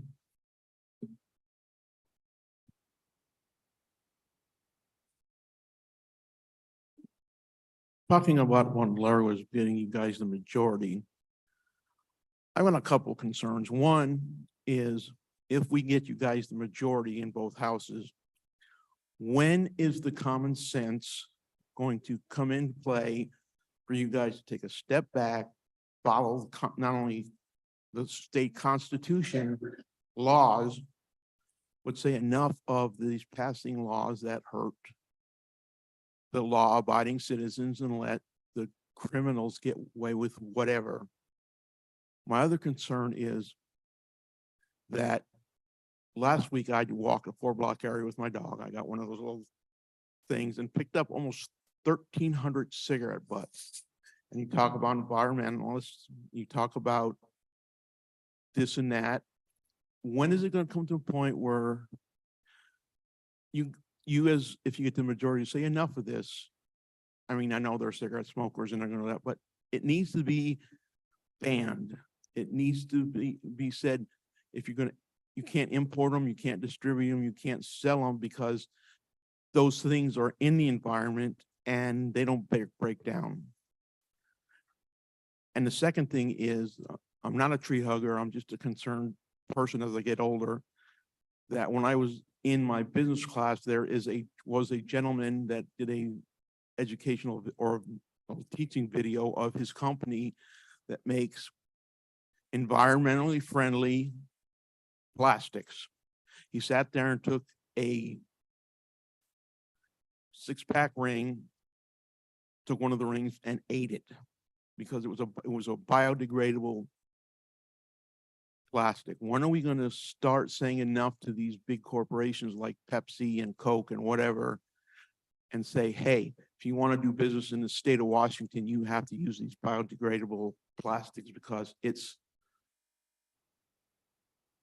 not only killing the fish we eat, the birds we shoot, hunt when it's hunting season,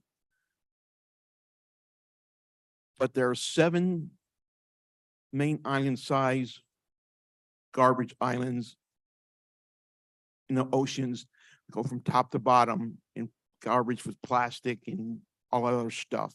And when are we gonna say enough and start do that and following the constitutional laws that give us certain rights instead of having the radicalist neo-Nazi side and a radicalist neo-communist side tell us that we can't have our freedoms that are guaranteed under both the United States Constitution and the Washington State Constitution. I don't know how, when the last time is that you read the preamble to the state constitution. It says, to be the state constitution, we will follow the laws of the land under the founders.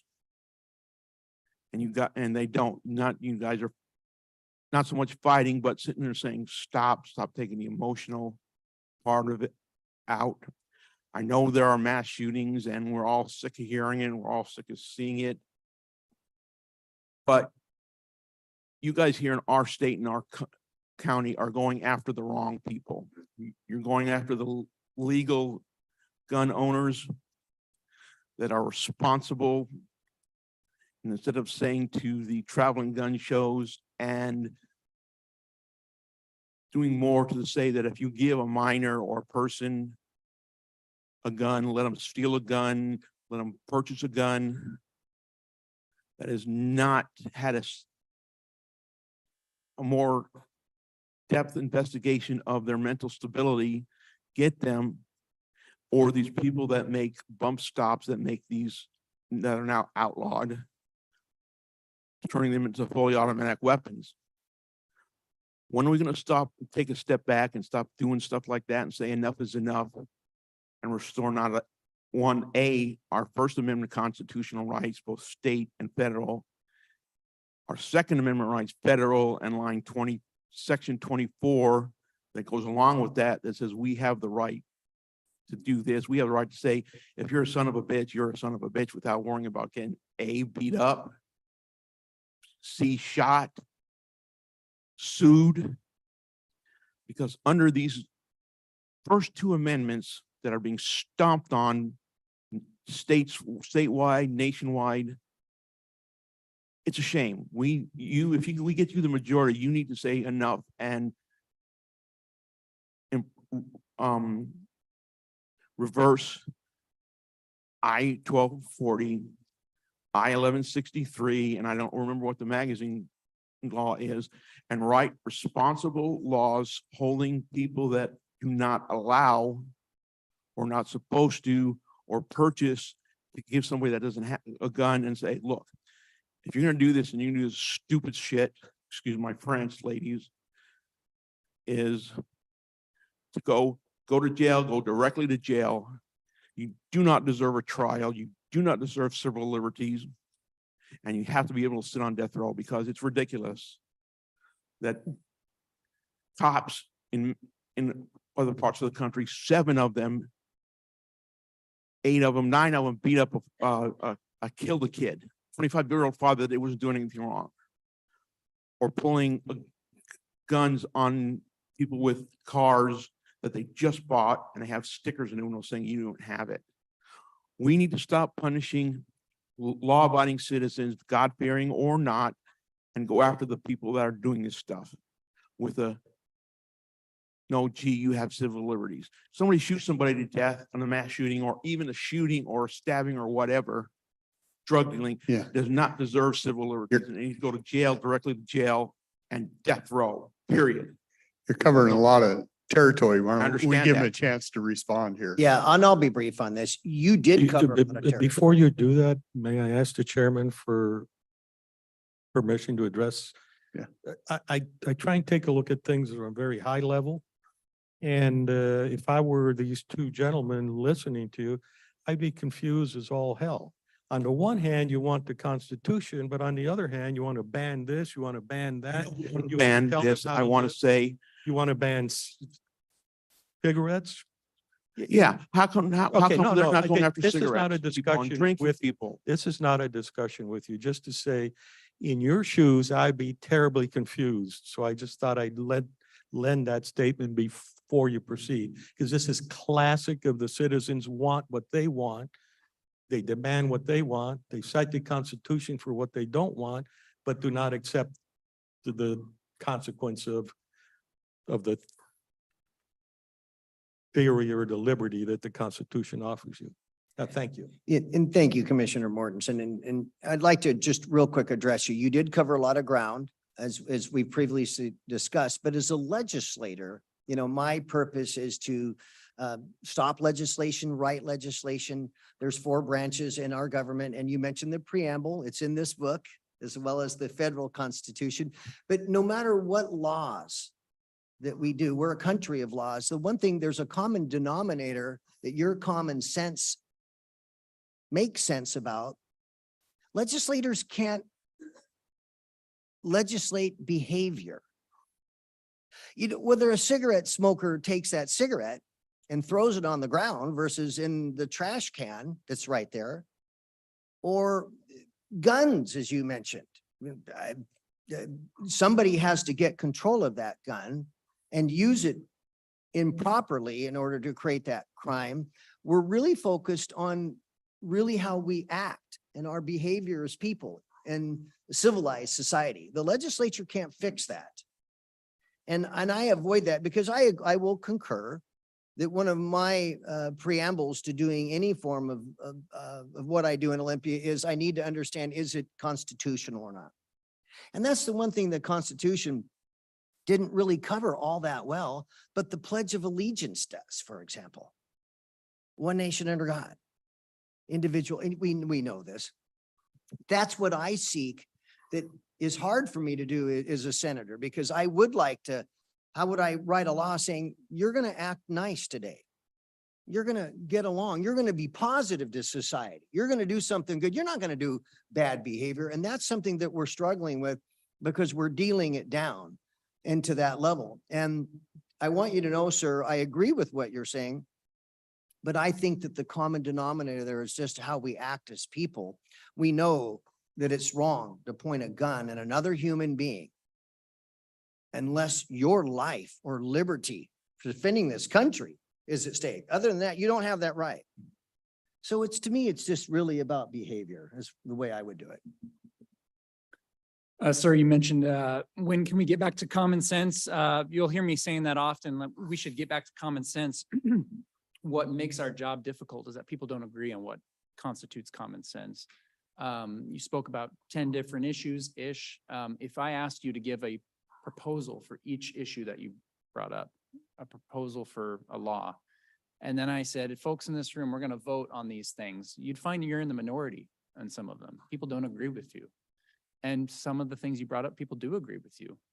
And that's the way it works. And so when you see these legislatures that are 55-45 or 52-48, and they're very close, and then you see that there's an election and then it switches by a few votes one side, you see that there's these slight perturbations in the public's opinion about things.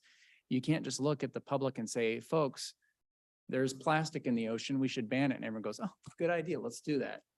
It isn't that simple. It just isn't, because we use plastic and everything. This is just one example that if we're going to have an actual practical proposal that's going to work, we have to have some kind of agreement about an underlying value or policy that we're trying to achieve, and then how we're going to do it in a way that's balanced and doesn't ruin people's lives. If I snap my fingers and said, you can't buy any more plastic this day going forward, I mean, what would we buy our loaves of bread in?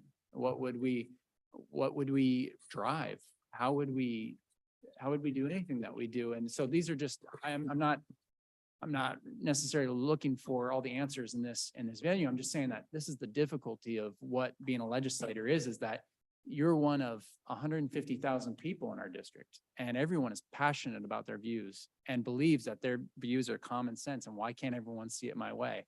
And it's just a thing about human nature that's just fascinating and interesting. And why can't you see things the way I see it? It's so simple for me. And he thinks the same thing vice versa. Why can't McIntyre see it the way I see it? And it's a difficult thing, but I have to take all that into account, that I'm representing 150,000 different points of view in the legislature. So I won't denounce any of your points of view or what you said. I think you made some very good points, and others I think are worthy of discussion. So if I may again, Mr. Chairman, just how you addressed it is bothersome to me. Because it presumes that you have the moral authority and the wisdom to outlaw plastic bags or something like that. I go back to what Senator Wilson said. We actually can have cause to take action on you if you improperly dispose of a plastic bag, like putting around somebody's head and and suffocating them. That is not the function of the plastic bags. We cannot use that argument as why we ought to ban plastic bags.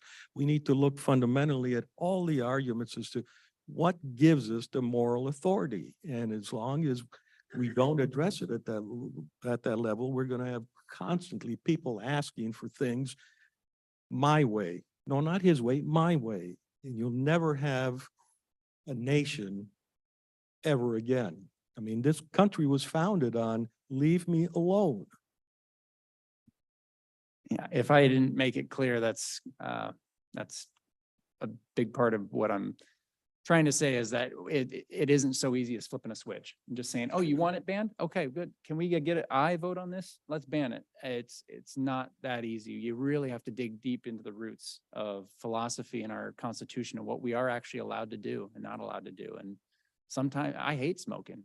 I wish everyone would quit, but I would never vote to say you can't. I cannot see myself ever doing that, even though I think it's a despicable habit. It's your right to do. It's also, the remedy isn't always from the government. Olympia isn't here to save the day. So as individuals, if you want to take a position on this, then you have a lot of, well, power is a word, then don't buy it. Don't support it. We always have an individual choice.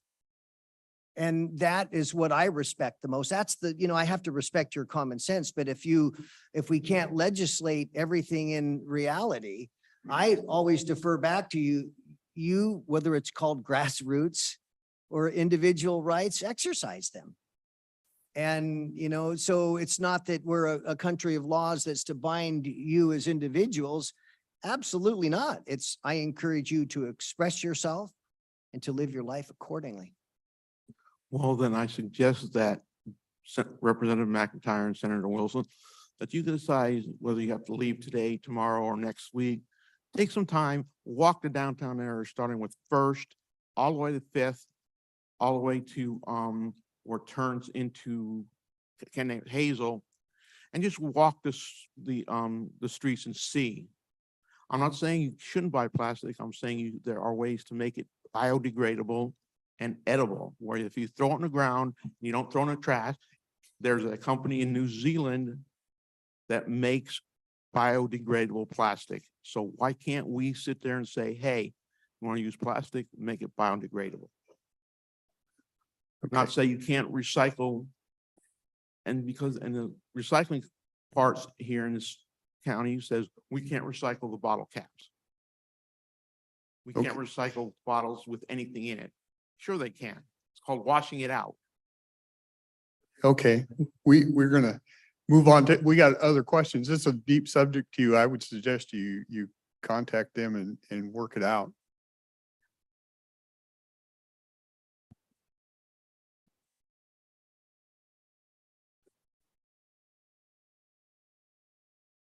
Hopefully this won't be that long. I'm Al Peffley. Most of you know me. I have a great concern because right now our nation is at war.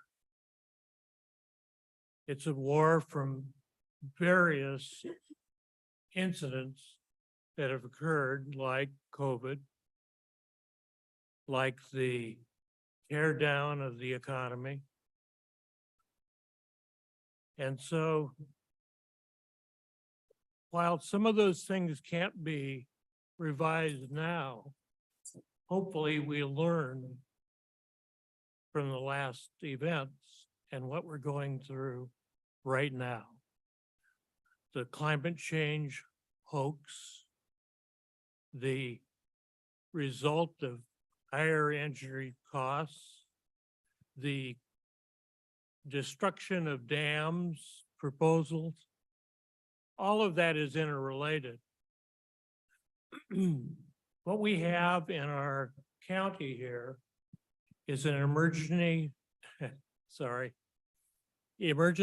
management plan that is required by the state and is coming up to be revised this year. And we have a brand new Emergency Management Director. What I'm proposing is that rather than just having the county involved in revising this, that we look realistically at the experiences we've already had with COVID, with the changes in the financial economy, and look at the, I'll get it, recovery with our state representatives, because even though you don't change the law, your voice is good for what, 150,000 people in multiple counties? And Southwest Washington is affected by the decisions made in this plan when things go south. If you're not paying attention with Seattle and Portland, we're right between them. I'm a prior PCO for this precinct. And I've had all kinds of interactions because of Seattle and Portland.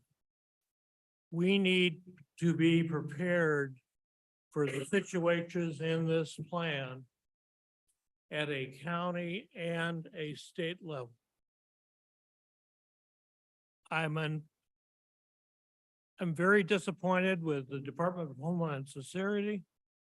I'm sure I'm not the only one in this room. And it's going to be up to us. It's going to be up to us in the county when the first things happen. And it's going to be up to the state and the county to respond to it, because we got major Washington State Patrol office here and in the area that has to coordinate with our police departments and our fire department. I will work with Larry Hembry on the 25th. I have a meeting with him. We're going to discuss this plan and the infrastructure here. And I'm hoping that we can coordinate with the two of you. And I picked the two of you rather than just Jim, because you're still a port commissioner, right? Key assets, and you're involved with the military. Not that you're going to influence the military, but when it all goes south, the State National Guard and the Marines will be combined to bring law and order back. If we have attacks like you've seen in the last month, if you've been paying attention, I'll say the last 6 months, against major industrial facilities, train derailments, and other incidents that can cause major repercussions to this whole area, and primarily Cowlitz County, much more than Lewis or Skamania or Pacific. We have the threat areas, targets that can be used by people who are dissatisfied with what's going on in our society. And if you're not paying attention, BLM has raised its ugly head again, and so has Antifa in this area, especially in Portland. And Seattle is a disaster for their police smart departments and response and all the things that are going on there. Eventually, it's going to come down I-5 or up I-5. And it has already. And if you don't think that the people in the Alabama camp aren't linked with Portland and Seattle, you don't understand what's going on. They have a king as a leader.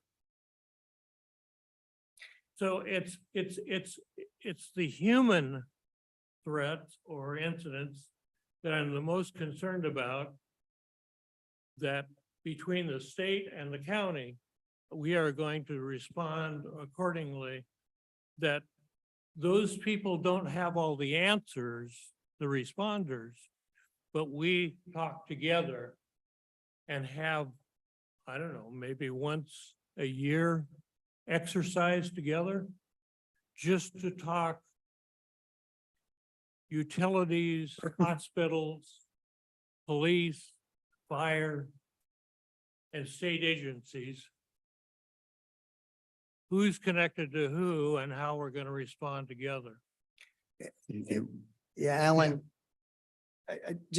you're on the topic of emergency planning. Right. And there's a number of emergencies. I mean, my heavens, look at the district. We live in a Cascadia area on the coast. We got this unpredictable volcano in the other corner. But I'll offer up to you is we are paying attention. You can't be alive nowadays and not see the importance of emergency planning. If you've read a newspaper, looked at the television or any form of information lately, look what just happened to our fellow Americans in Maui. Right. Here comes a massive disaster, and the emergency plan that the government has spent all this time on,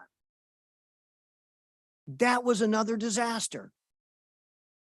The disaster in Maui was compounded by the disaster or the failure in government in its emergency planning. We've all heard about the sirens and the lack of cutting the power. Yeah. Here's my point. You have a good point, Alan. And as your state legislator, we do need to get an emergency plan that works and communicates and coordinates regardless what the emergency is. But I'm here to tell you, just look at recently, lessons learned. It didn't work very good. That piece of paper did not save. In fact, what we're talking about here, why I'm going to make it a relevant point, and I apologize to the commissioners, this isn't Cowlitz County, but there were over 100 American lives lost in Maui. That's the cost, is too much of loss of human life. So your point's well taken, you know, and as your legislator, I'll always be involved in that. And really what it comes down to is our form of ohana, which is family, of course, neighbor to neighbor, people to people, well before any plan comes. But the plan's important, Alan, and you're right. A lot of topics need to be covered. Just for information, the LEPC, Local Emergency Planning, the commission meets quarterly. I'm sure you can sit in on those anytime you want. Well, the reason I brought up the state is the state has all of the equipment and expertise to respond to a biological attack. All the resources are at McCord and So I'll repeat, the at the place to, base. the place to address that would be at one of the quarterly meetings of the LEPC. Hembry can tell you the time and the place. Statewide emergencies are declared, of course, on my level in So- Olympia. so The I- governor gets that, Alan, as you know. The governor declares all these emergencies. And as a legislator, that's something that we've tried to involve ourselves in. I mean, where have everybody been the past 2 years when I've co-sponsored those bills to have a voice in the emergency powers that a governor in this state has? It doesn't care whether the governor is a Republican or Democrat governor. We just live through emergencies, dictation with the lowest form of law called mandates. Governor Inslee spewed out a ton of mandates. As legislators, we were cut out, sir, of that process. So what have I done as you're elected? is I've co-sponsored bills that says, well, let's talk about it. Let's discuss this emergency, because you're right, Alan. The state has a tremendous amount of resources that can save lives or, be, ordered out. But as your senator, sir, my hands are tied, and I don't think that's fair. I hear what you're saying, and I'd like your voice to be heard, to be involved in the decision-making process of emergencies, which somewhat were excluded as legislators. So there's my problem back to you that I'd like to remedy. Okay, well, my point is that you do represent us. So when we identify our needs, then you have voice in the legislature to contact an agency, like when the bridge went bad. You were very vocal on the Department of Transportation and what the plan was and what the remediation is. So I think that's the kind of relationship I'm talking about. I'm not talking about you changing the law for this, but to make this functional with state agencies and us here, and make sure that the agencies know what our results were. So all I was suggesting was that I'd like to have a conversation with you and Larry and the board to make sure that all our I's are dotted and T's are crossed, but in a realistic manner about what's really going on in our nation right now, not just sandbags for flooding and an earthquake, which is an obvious problem, or a wildfire, that those things happen here too. But without this coordination about the human incidents, probability, I think it's much higher with all the intelligence that I'm seeing. The sarin bombs are gone from Umatilla. That's no longer a threat. But other disasters like that are sitting across the river in the casks of depleted rods from Trojan. So it's not just conspiracy theory. I know data. I hope that we are planning with Oregon and us to have this consolidated. And that happens at the state level, I'm assuming, rather than just the county. Okay, I'm done. thank you. Yeah. Tim, and then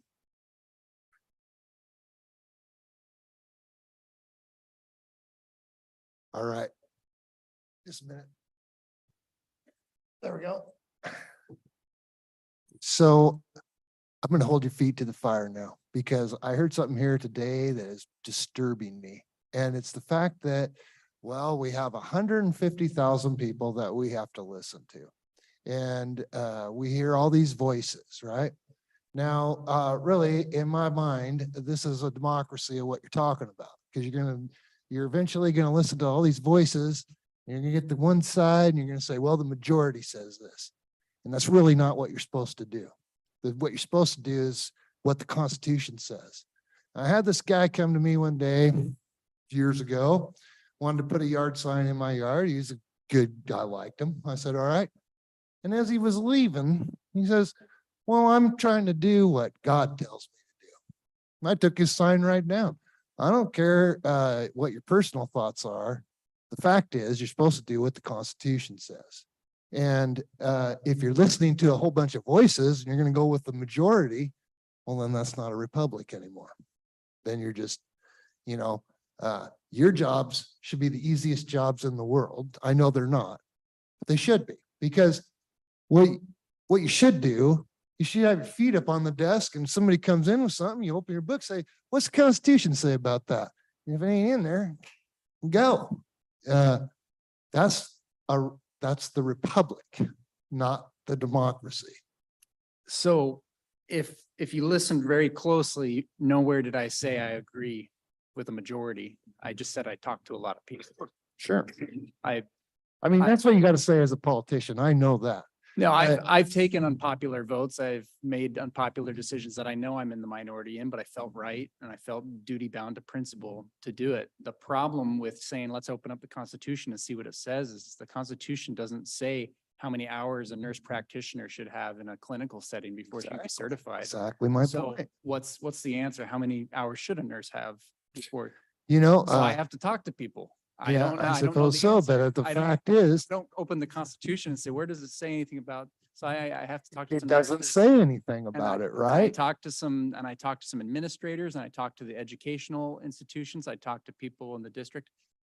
And then, yeah, there's no communist agenda in the policy. There's nothing in the Constitution says that we can't alter the hours of how many clinical hours of nurse practitioner training there is. So, and I have to make a decision. Most of the decisions that I have to make that are tough like that are not ones that are based on a constitutional principle. They're just things that ebb and flow with a policy as it stands. Now, when someone says we want to ban all guns, and I say, well, I can't abide that. That's directly opposed to the Constitution, among other policies that have come up.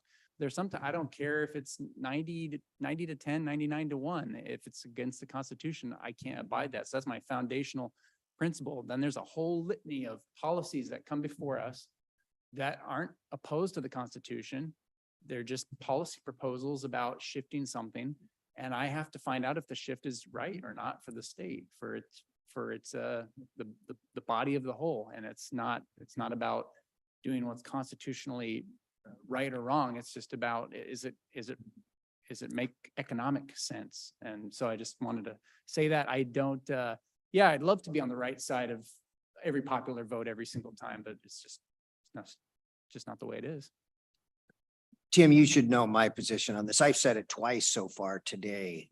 I didn't say anything other than constitutional republic.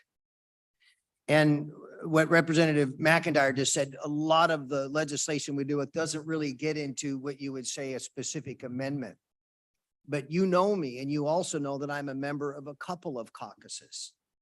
One of them is the Freedom Caucus.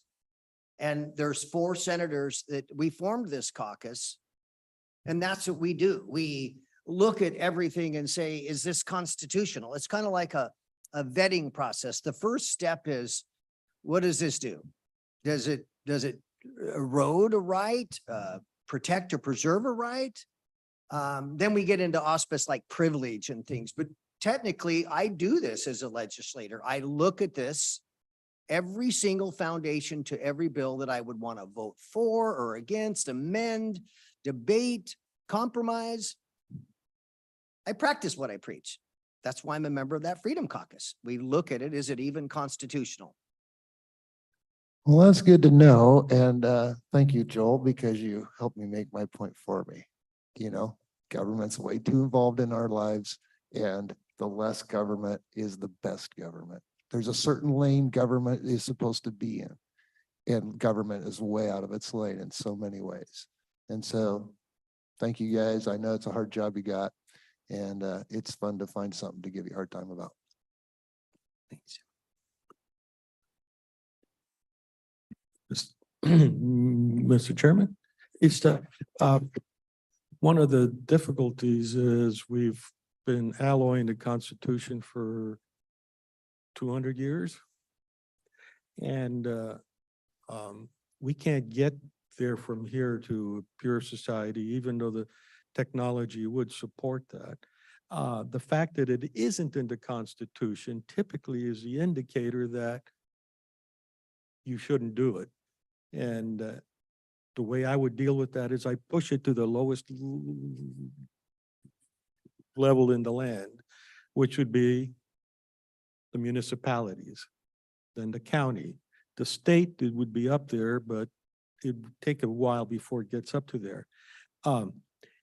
When it comes to legislating rules on hours and this and that, I can't imagine how you would have the audacity to put yourself in a position that says, I know how many hours somebody should work or shouldn't work, and nurses, how much training and what kind of training.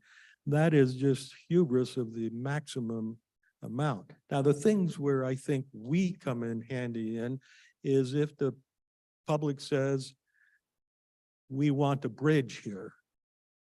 Going back to, we definitely need another bridge across the Columbia here. That is something where I would ask the public, do you really want to pay for a bridge? It's your money. How do you want me to spend it on your behalf? Everything else is irrelevant constitutionally. I'm not going to tell you how to live or how many hours this. I'm not going to tell you which doctor is approved by me or the AMA or the bar. You want to talk about a lousy system? The bar, which reminds me, as long as I'm on a quick, on a tirade right now, how many people in the legislature have a JD or are members of the bar? Yeah, just roughly half, more, Not half, probably I'd say a quarter. a quarter? Yeah, it's maybe a third. Not as bad as I thought. No, I thought the same thing, but then I started asking around and found out it wasn't as wicked a place as well, it's wicked, Yeah, but okay, well, I mean, Only one out of the 6 from our 2 districts, just Peter, yeah. yeah, we've got a Republican. wonderful system where we tell the public, you don't like what we're doing, sue us. And of course, sue us, they've got to go to before a judge who's a member of the same club as the appellate court, which is a member of the same club as the Supreme Court. It's a stacked system. Anyhow, I'll stop there, of course, because I digress too much. My apologies.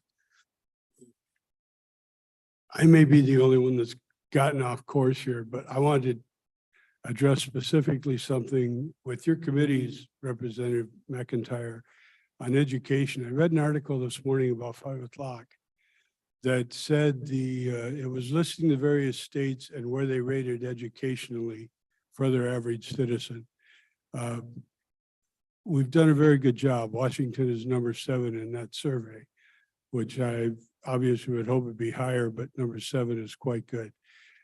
But recently I've been, for the last 2 years, I've been exposed to the Wahkiakum County robotics teams. And I'm curious if you have observed them or seen the success they've had, and what might be the possibility of looking at them as a role model and spreading it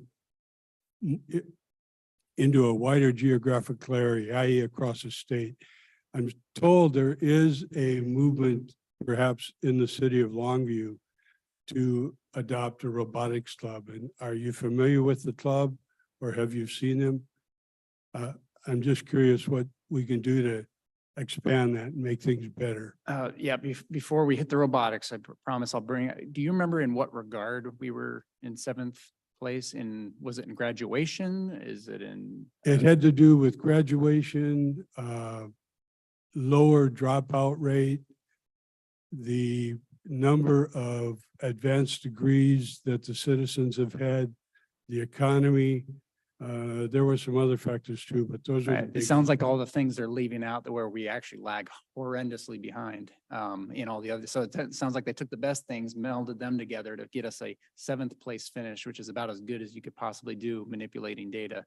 So I'd be interested to see the article. I just know that we pay the most and we are at middle at best. Next door to Idaho, they blow us out of the water with their scores. They pay half for per kid's education than we do. So in my opinion, we have a lot of work to do in education concerning the robotics. I'm familiar with it, being that the school is a golf swing away from my house in Cathlamet. So I'm familiar with the people that are active in the robotics program there, and I know about its successes, that they've gone to like a regional or district state finals. Yes, I recently won an international competition in Maryland.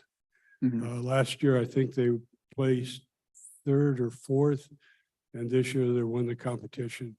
I know that it's picking up steam because I've seen we had an education day where students came to the Capitol. They set up robotics demonstrations about what their robots could do. And it was fascinating to see. So I definitely support it. I'm hesitant to get in the way of it, is what tends to happen is we say, oh, this is so great. We're going to mandate every school needs to have one. So then they need to hire a new person to do it part-time. And so good intentions. Yeah. Some things with good intentions can sometimes end up being less productive when we overdo it. So I'd love to support it in any small way that I could, because I love engineering, mathematics, and science. And I know that kind of stuff, that robotic stuff, is the way into the future. You know, learning to write in cursive. Sorry if anyone in here likes cursive. That's not anything to do with the future. That's reading your grandma's Christmas cards. Spending your time learning about robotics and computing and programming, that's the future. And so I'm eager to talk well about those things and even support them where I'm constitutionally allowed to. The support of robotics, I'm a fan. I've had years of exposure to the local award-winning robotics group, let's call them. But the issue that you're talking about, it's great. I'm a legislator. And to me, when I hear what you're saying, I can say I support it, and I always will, but that sounds like curriculum stuff. That sounds like decisions that school boards should be empowering and making decisions on a local basis. That sounds like the Office of State Public Instruction. There's another branch of giant bureaucracy. You ever hear of them? Our K-12 group, Office of State Public Instruction. Why isn't that? You know, these are great, and we will write letters of support. So this is how the system would work. We hear you. Thank you, sir. We support you. But how your legislators can do this is we can write those letters of support. Dear Mr. Chris Reichdahl, this is important, robotics. It plays a place in our economy, our future, and for kids to do. Why don't you take it on the state level and make it statewide for a public education system? Because our public education, like Representative McIntyre, we're not number 7 in a good way. I'll tell you what, with math scores, reading scores, and other scores, we're terrible. And I don't mean to say that to be hurtful, because it's repairable. But what I will say is we're also 40,000 students down on enrollment since the COVID. K-12's never recovered, and we're funded on a state constitutional basis. So there's a number of problems with K-12. It's a whole separate topic either, but you had me at robotics, and that's what I would say the way to do it, because those are great ideas, and I have no problems writing a letter to ask them to expand that on a statewide basis. Thank you.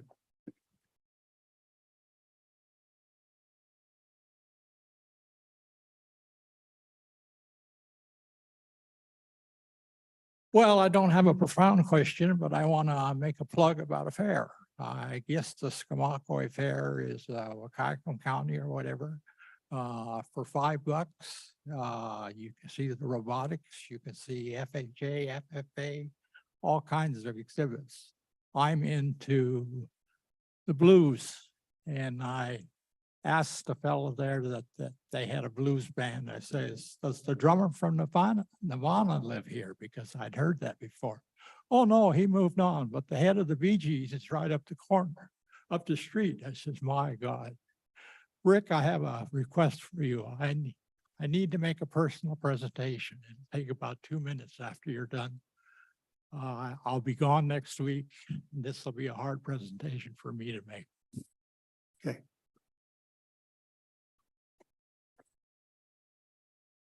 Wahkiakum County Fair, it's amazing. I attended that. Great place, Richard, in Skamaqua. Okay. Well, we've gone about an hour and a half, and I want to say I appreciate your gentlemen's time. I hope it was worthwhile to the group out here. If you enjoyed that, let me know. I do have a request in on the federal side to try and get some people. I think it's good for us to interact so often. So Senator Wilson, thank you for coming by. Representative McIntyre, very, very much appreciate that. These guys are real open to you. You can contact me anytime. You've heard some real issues here. So we will close this portion and open up public comment because I know you had something and if you gentlemen don't have to sit here if you don't want to be part of that, but you're always welcome in our house. You know, I gotta make sure to thank you guys, but not necessarily you as a board, but thank you for the people that took the time. Come on, it's in the morning. You took the time to show up. And for me, that always means a lot. Thank you.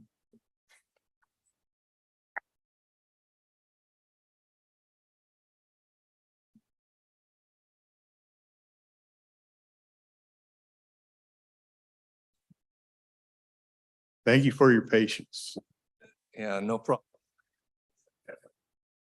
Well, my comments do not have anything to do with the federal government or the state government. I like to direct it to the county. And it deals with the Nutter Corporation surface mine permit. My name is Robert Berenger. I live at 71 West Stock Road.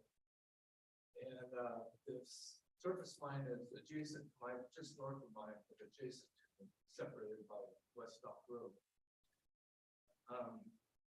I knew that the surface mine permit was ending, and I knew it was in August.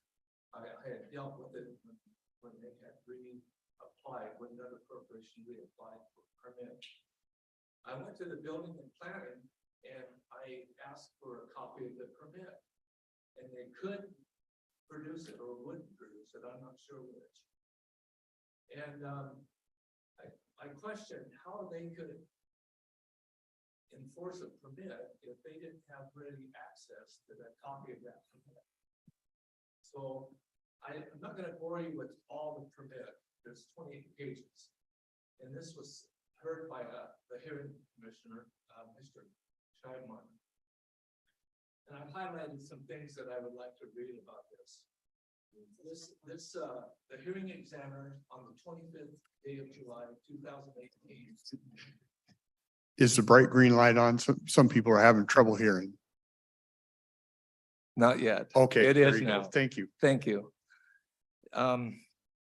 The hearing examiner heard the argument for a special use permit and for the Nutter Corporation to renew and expand the existing surface mine to remove up to 430,000 cubic yards of dredge spoils from a total of 60.81 acres.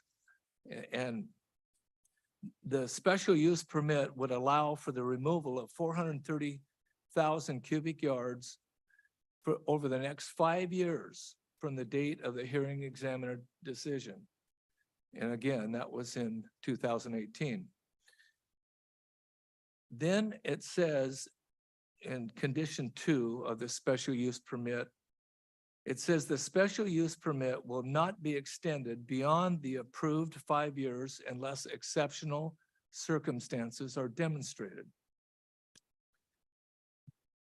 Number 9 of this, it says the operator of the surface mine shall keep all roads clean and free of tracked and or spilled materials from the operation. Should material be tracked onto the county roadway, it shall be the responsibility of the operator of the surface mine operation to conduct the cleanup.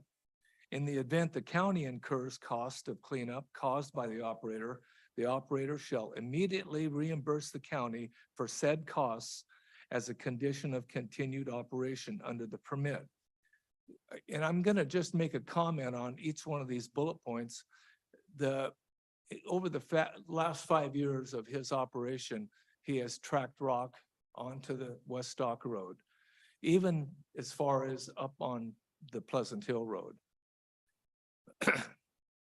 I made no complaint against the Nutter Corporation in the 5 years that this was permitted. I did object to them getting a renewal in 2018. Number 12, No mining or reclamation activity shall occur within the shoreline management jurisdiction of the Cowlitz River unless such activity is permitted in accordance with the Cowlitz County Shoreline Master Program, which require review under a separate permit.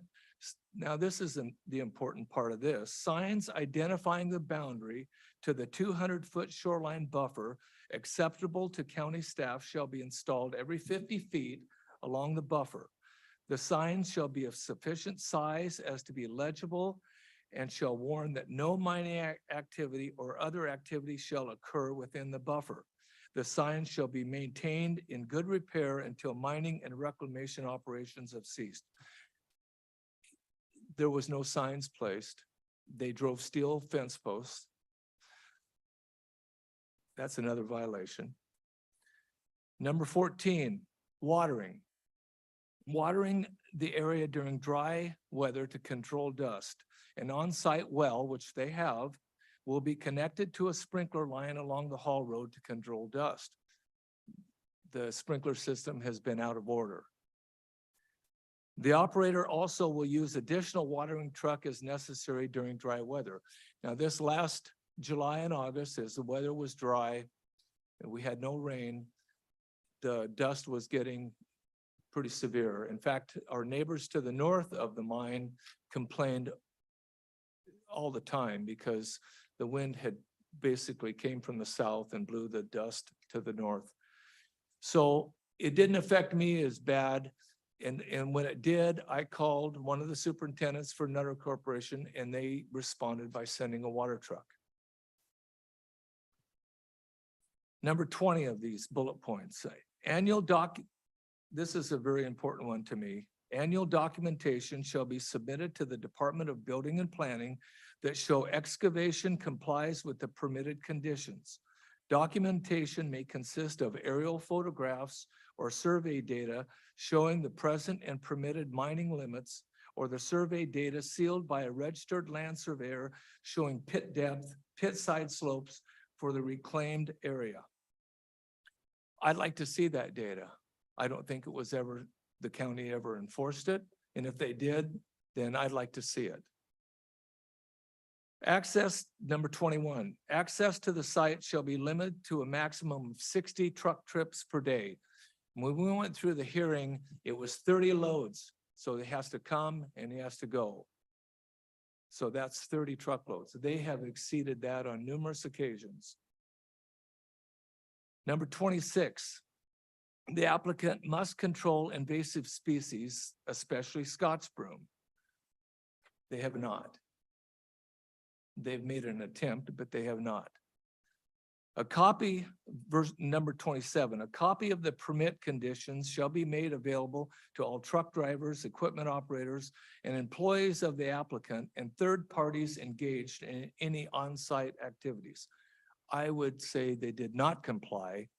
They've had what we call JIPO truck drivers in there at many times where I'm certain that all these permits were not readily available to them in the truck.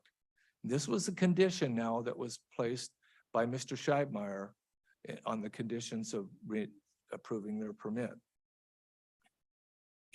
Number 28, any dispute as to any condition of the applicant's obligation to meet it, including any allegations of non-performance and whether the permit should be canceled, shall be received by the hearing examiner dated this 3rd day of August, 2018. So that's when the permit had expired, okay? And I will add that the Nutter Corporation continued to mine the whole month of August. So it was past the date of their permit. I wasn't going to let that happen because the prior permit that ran from 2013 to 2018, no, I beg your pardon, from 2007 to 2012, they continued to mine until 2017 without a permit. That was a pretty egregious issue with the permit. Now, he talks about the background, and this is also pretty interesting. The Nutter Corporation applied for a new special use permit to resume surface mine operations in 2007. Case number 0720.20.1. On June 19th, the hearing examiner pro tem, this was not Mr. Scheibmeyer, granted the applicant its requested 5-year special use permit subject to a number of conditions. That permit expired in 2012, was not renewed. Information provided by adjoining landowners demonstrates significant and continuous violations of the terms of the 2007 permit.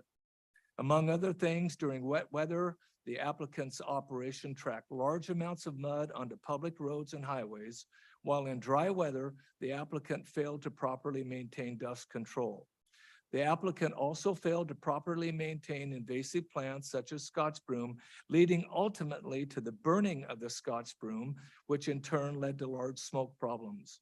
In general, the 2007 through 2012 permit proved to be trying to the surrounding property owners. The applicant did not seek to renew the 2007 permit when it expired in 2012. Nonetheless, there is clear evidence the applicant continued to maintain surface mining operations despite the lack of a permit. These unpermitted operations perpetuated the earlier problems with mud, dust, etc. In addition, the applicant allowed BNSF to use the site as a staging area for rail line repairs in an unpermitted industrial use. The unpermitted staging operations resulted in even more problems, including the use of heavy equipment and lighting throughout the night. The county's own records reflect a host of complaints by neighboring property owners and county staff's own frustration with getting the applicant to respond. The other noteworthy, and I'm skipping a part here, the other noteworthy modification to earlier mining request in the applicant seeks a special use permit for 20 years, not the standard 5 years. Perhaps because of past permit violations, the review of the current application took longer than normal. Environmental review was completed in early 2017 and led to the county's issuance of a determination of non-significance on February 23rd, 2017. Numerous comments were received from agencies and the public. These comments did not alter the county's decision to issue DNS, but did result in a number of additional conditions for project approval. After further refinement, the application was rescheduled for public hearing on July 25th, 2018. Notice of the rescheduled public hearing renewed other public opposition, resulting in additional written comments in opposition to the project. Members of the public continue to note many past violations by the applicant and question why its continuous misconduct should be rewarded through a new permit. Now I got some more bullet points here. This dealt with the prior. I think. I'm almost, well, Well, okay. I think what you're saying is they shouldn't be operating because their permit is expired. I think It that's. is. However, I just talked to Tracy, the manager of the building and planning, and they sent a letter to cease and desist, which they have. My point is coming up here, if I may. Okay. So the county, after all these violations, and I had documented a 3-ring binder that I presented to the county and to the hearing examiner of all the pictures and violations. And the county still went ahead and recommended approval after mining for 5 years without a permit in light of all these violations that they had occurred. So the county, this is from the hearing examiner, the county's enforcement of the previous permit, as well as its enforcement of other code violations, has been virtually non-existent and has enabled the applicant to engage in significant misconduct. The applicant has been allowed to dump or store unrelated material on site, including Vactor waste. which the county acknowledges is a highly regulated waste material. There's widespread concern that, as in the past, the applicant will track mud onto West Stock Road and the county highway, and similarly concern about the chronic dust problems. The applicant has a record of continuous violations of the earlier permit, which do not justify the issuance of a new permit. The proposed 20-year permit term for the permit is far too long, and at a maximum allowed time should be 5 years. Now, it's interesting, he mentions this 3 or 4 times, that it would be non-renewable. For 5 years, non-renewable. Under the prior permit, the applicant was not to use the private road located north of the site, yet he repeatedly did so whenever access to West Stock Road was impeded by flooding on the road. And he had done that, and that's a private road. There's no reason to use that road. The applicant's internal road system is constructed of reject rock, and this is what the hearing examiner, which produced mud and dust. The applicant's truck washing system was inadequate, and it still is. The sprinkler system to water the roads has been broken. And I know that for a fact because the superintendent for Nutter has told me. They've allowed the Scotch, some of this is redundant, and this is not my words, this is the hearing examiner. The Scotch broom has been allowed to grow. The use of BNSF to use the adjoining property next to Nutter's. So there's been, and plus West Stock Road, you may or may not know, but it's a very narrow road. It's an oiled and gravelled road. It's not meant basically for heavy truck traffic, which the county had to repair and at the entrance of Pleasant Hill because the road was so fractured that they had to come in and repave it. The applicant's prior use has been a source of constant aggravation to the neighborhood for more than a decade. The applicant has had decades to remove the dredge spoils and yet has only removed a small portion despite 3 prior 5-year special use permits. And the applicant is demonstrating little attempt to remove this material in a timely way. The applicant's request to be allowed 60 truck trips is excessive. And again, copies should be placed in every truck that comes onto the site, which I know that hasn't happened. So here's his analysis, okay? On the other hand, evidence amply demonstrates that the applicant did not comply with the terms of its last permit, continued operations after the permit expired, used the project site for unpermitted activity, and for the past 10 years, the applicant's conduct, at best, has been unimpressive, and at worst, has been openly hostile to governmental regulations. Further, the applicant displays no remorse or repentance for this misconduct. There's no basis Mr. for any Chairman? competence. Is it time to break this? I mean, no remorse. I don't know what we're doing with this. Where I'm going is, I know where you're going. well, but- the point is this, Mr. Mortensen, that when I talked to Trevin Bradley at the Building and Planning, after I got a copy of this, he called me and he said, well, that they're gonna have to reapply for a new permit. Well, the hearing, what I'm going through is they've demonstrated poorly that they didn't apply or that they didn't adhere to the tenant. Can you sum what you would like in a sentence or two? I'd like them not even be able to renew the permit. Okay, let's go from there. Okay. They've demonstrated, You've made that point Okay. several times over. You're exhausting us with your well, repetitiveness. I want you to hear what, this isn't my words. This is. It what- doesn't matter at this Okay. point. You're exhausting us with repeating the same thing, and in a normal, in a court of law, that would just be something you'd submit and you wouldn't go through it in this way, or you'd call it hearsay. It exhausted us too. And we came asking for your help after the violation of 5 years of going past this permit. And when we went to go find out when their permit was up, nobody even knew it here. So how could they even be checking their permit and checking any of the stipulations that they had for that permit when they didn't even have a copy of their permit? Yeah, it's frustrating. He's reading you the permit because obviously you folks didn't have the permit. They had to go and get it. Yeah, Trevor Bradley got me a copy of the permit from the hearing examiner. Because I had talked to Jason Lugo in the building and planning, and he couldn't find the permit. And he said that they were gonna offer another permit to him.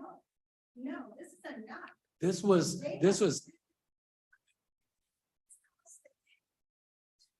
and this was,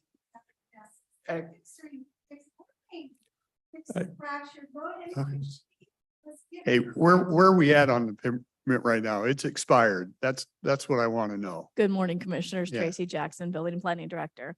We were made aware of this last week from a complaint that we pulled the file with Mr. Berenger has, and we are aware that the permit has expired. I personally notified and called Nutter Corporation on Thursday. We did a cease and desist letter. It went out Thursday in the mail. It'll go through our nuisance abatement officer, Trevin, through the process. However, currently the county has interim surface mine control, an interim surface mine control moratorium. So we'll be working with our legal department if Nutter does come back and reapply or ask to be reapplied for a new permit. But for right now, it's expired and we've asked them to cease and desist. So until such point they come back to apply, they're supposed to not do any Correct. operations. And here. they, and, No, and- no more trucks, no more anything. correct. No more. And if they don't stop, then where do we go from there? Then we'll work with our legal department with our nuisance abatement to stop the work that if and when it would happen. So I know there's a committee working on a rewrite of the surface mining The permits. surface mine, the interim controls, we have a draft ordinance there and it's over with our legal department right now. Can they apply under the interim controls, or is that part of the control? Is That would be through, no our- new, we would have to work with Doug and David over there. Yes, at this point. So right now, there's nothing that can happen. They don't have a permit anyway, so it's expired. So right now, we have nothing in hand to even discuss, other than we have asked them to cease and desist. I apologize if you guys have been through this.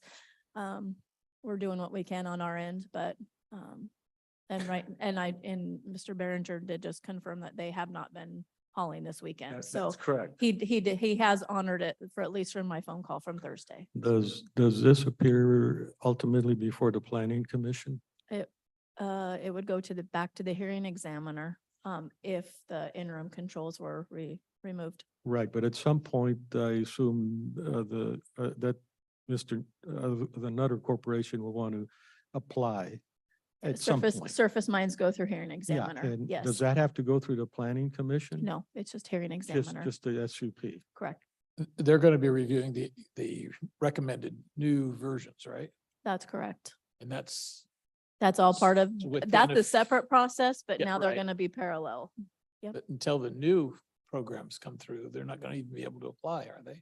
Well, Uh, that's a question, yeah. Well, I'd have to work with Doug in our legal department. My understanding was that the Hmm. current controls apply. Correct.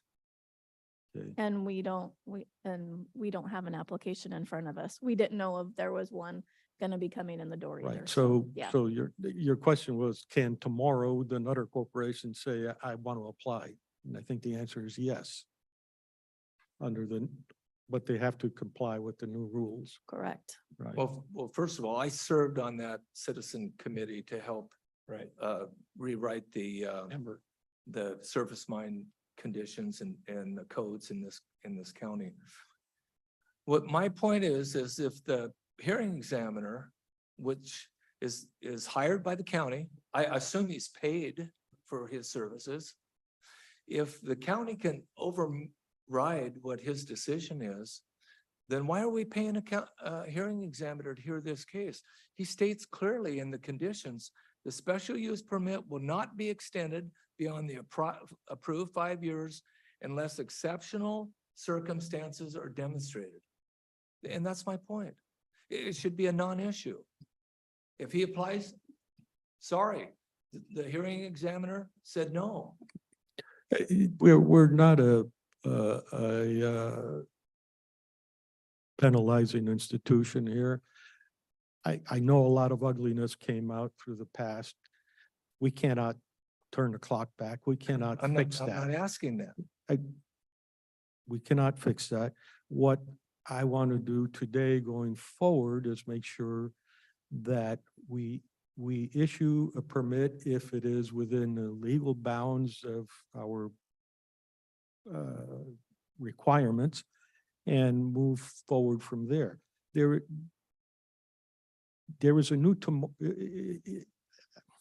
whatever this, the special use permit fellow, said before, to me, doesn't mean anything. The new application is what should take hold. And the special use, what's the name of the guy? Not the person. Schreibmeyer, Yeah, but not the person, the hearings examiner. hearings examiner. Thank you. Let the hearing examiner answer that. If he wants to take into account past history, I don't know. I mean, that'll be up to him.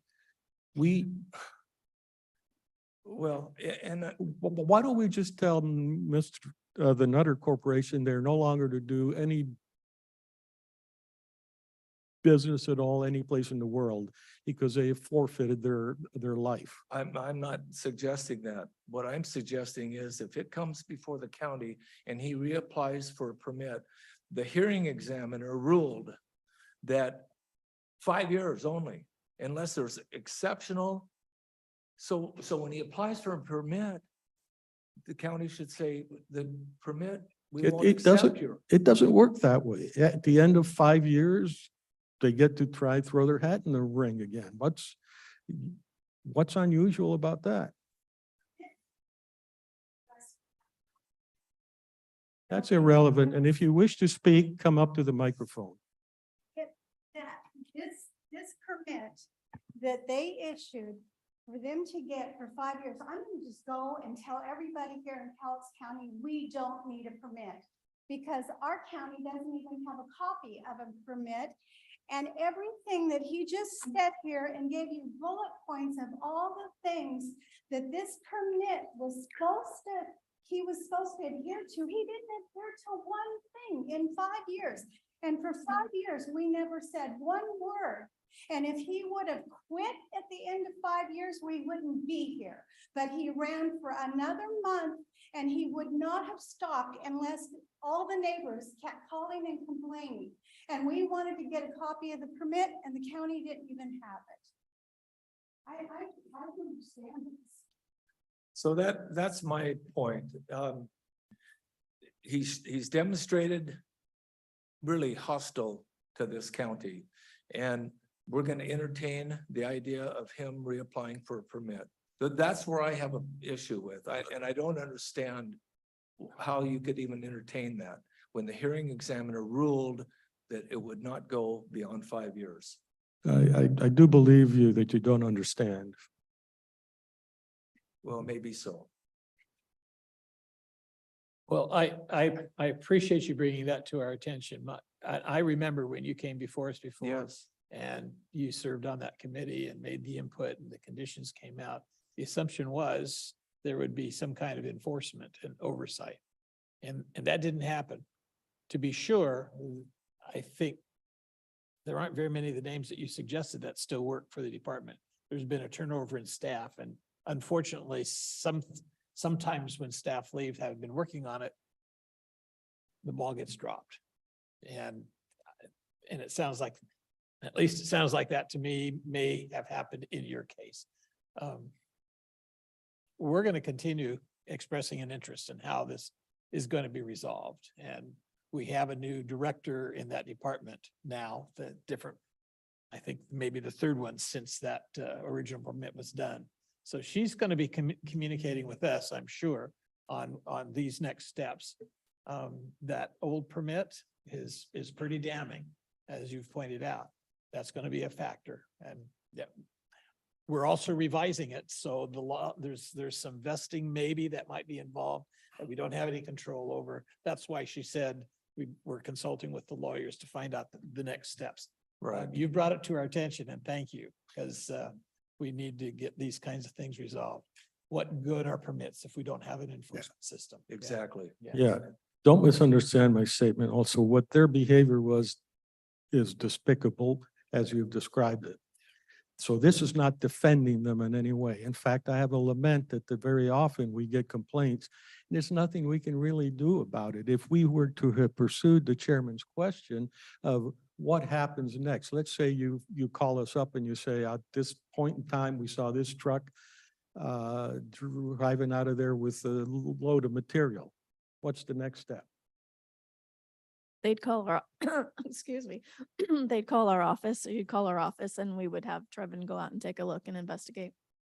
And then what happens? Let's say you find out it was a violation, then We, what happens? we would get a hold of the company by letter and phone call and ask them to see, just like we did on Thursday, ask them to cease and desist. So how many cease and desist do we issue?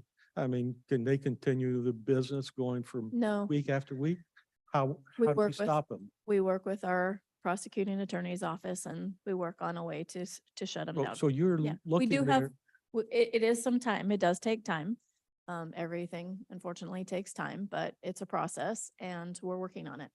So you said that you can't penalize for things in the past. This was a permit that was issued, and I think the county was remiss in checking up on it. And this is certainly prior to your coming Sure. on the scene. But the signs weren't placed. There was no data that was recorded with the county. That's all part of this permit. So what do we do about that? We just say, oh, well, it already happened. We can't do anything about it.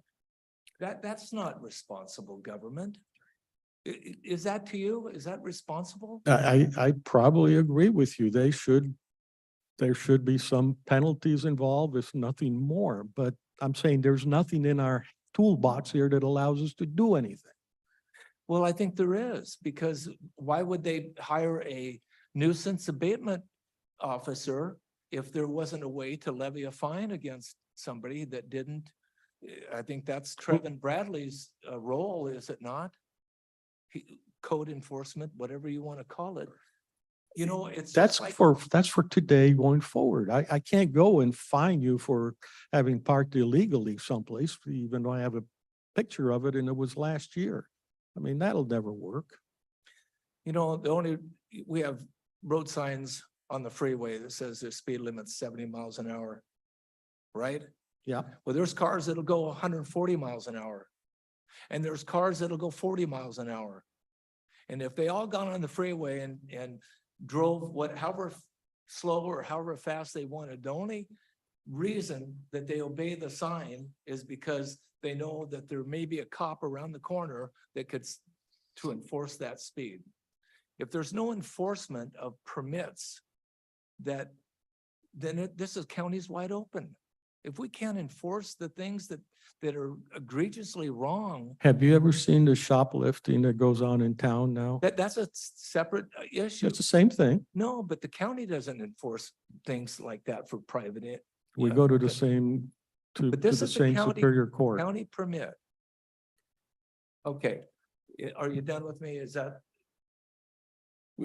We will continue for to me. monitor. We're going to get reports. Yeah. I think that's fair to say. Okay, So thank you again for bringing it to our attention. well, thanks for I hearing didn't me. know. I didn't. Thank you. Been very frustrating. Okay. Any other citizen comments?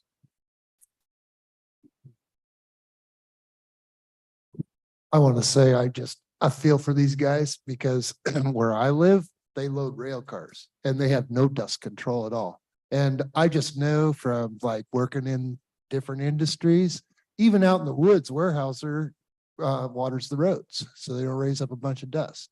So I hope you guys get some resolution out of this because yeah, I know across the street from me, it's the railroad and nobody's going to stand up to them. So if you get something out of it, man, lucky, I hope you do.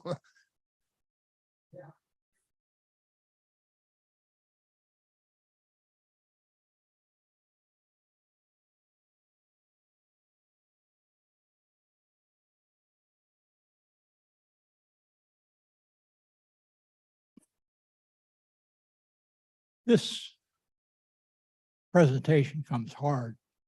I have a close affinity to Arn, and he'll understand why after I begin. My name is Richard Dreyer. I live at 2235 34th Avenue, Longview, Washington. I am 80 years old and I am a widower. I am a member of the Oneida Nation. I am a half-breed. My mother was an Indian princess. I am a Democratic politician. I have been Democratic Person of the Year. I have been Labor Person of the Year. I consider Teresa Purcell a close friend. I consider Arn Martinson a close friend.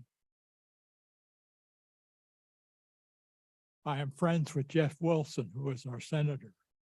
I am friends with Judge Gary Basher, who was the head of the original drug court. I am a recovering addict. When we say the word addict, we think of drugs. My addiction is to alcohol.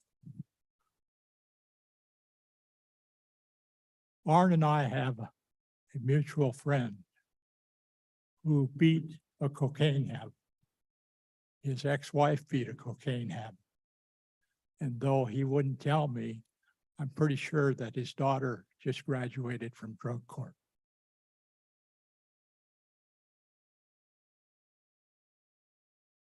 When we talk about drugs for the rich, we talk about pot and cocaine. When we talk about drugs for the poor, we talk about everything. I have a 52-year-old, she doesn't consider me a boyfriend, but she likes to spend time with me. She is a visiting nurse, and she goes into the Highlands and South Kelso, and she says at times she fears for her life. She says addiction is rampant, and she says fentanyl is rampant. We had Judge Basher to our meeting. We've had both of you to our retirees group. Judge Basher talked about alcoholism, and Rick Von Rock knew at that time that I was an alcoholic. And Judge Basher came back with tears in his eyes, and he says, I met one of my people in drug court, and he told the judge, he says, Judge, I've been clean one day, and tomorrow is another day. I have a friend named Mary.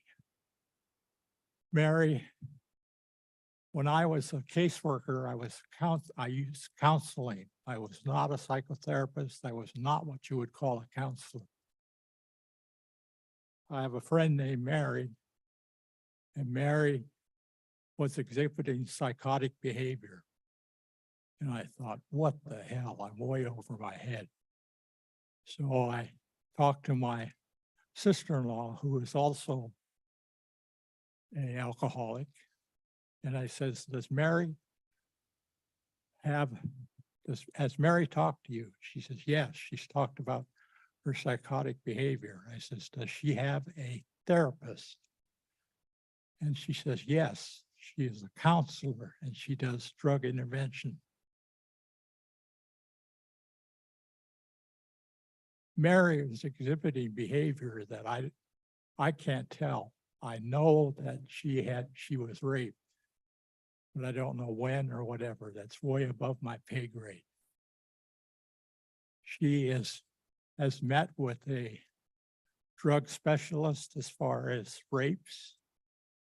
There is definitely a rape kit, and she is getting help.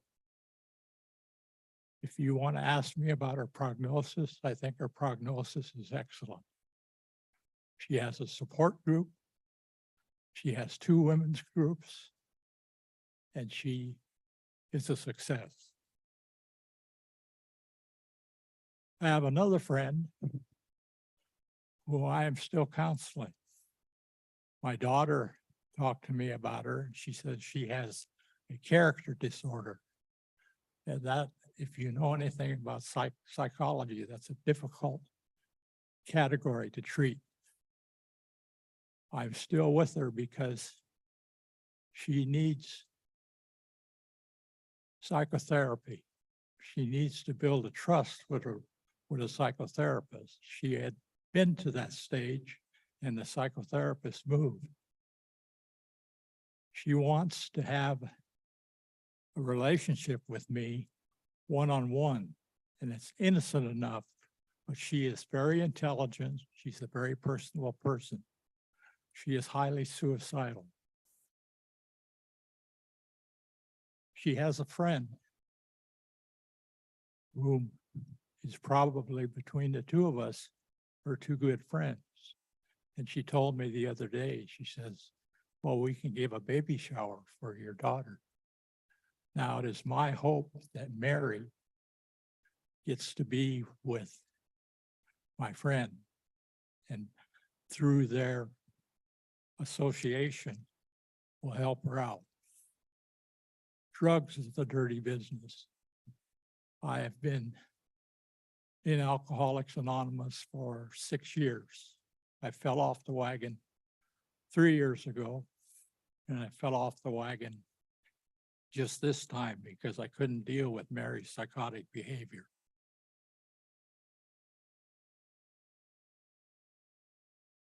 I appreciate you listening to me, and I thank God that I didn't have to wait until next week to do this. Thank you. Thank you.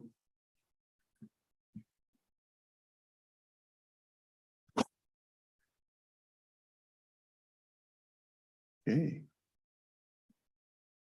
I see we've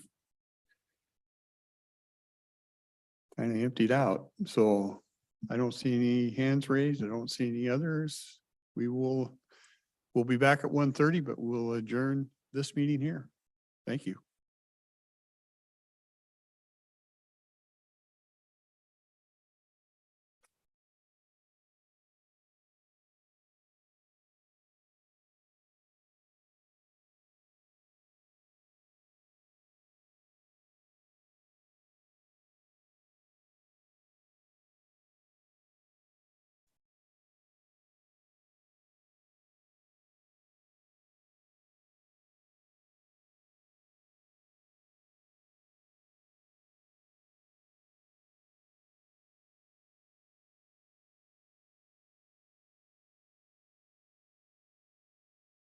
Are you done already? What happened to the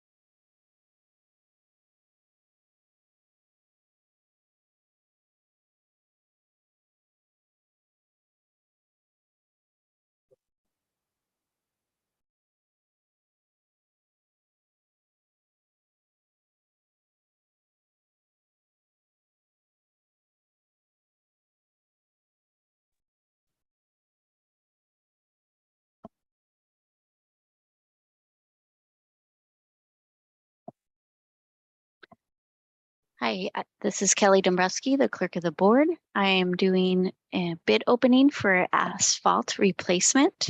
We received 3 bids.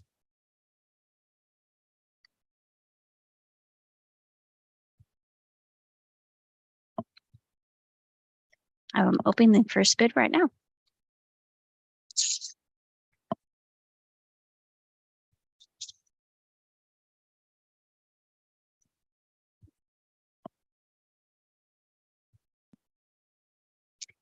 This bid is for Advanced Excavating Specialists as LLC.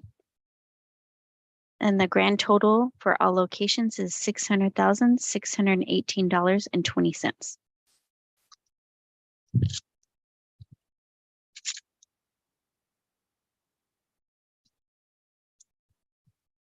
But the next sealed bid.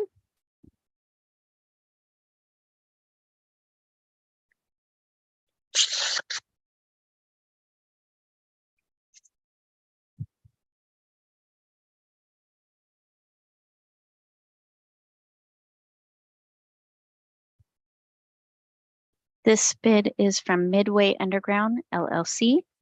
And grand total for all locations is $993,276.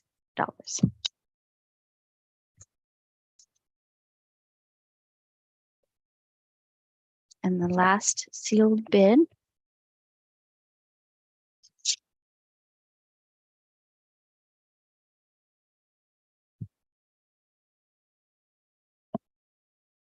this bid is from Lakeside Industries Incorporated. Grand total for all locations is $486,542.94.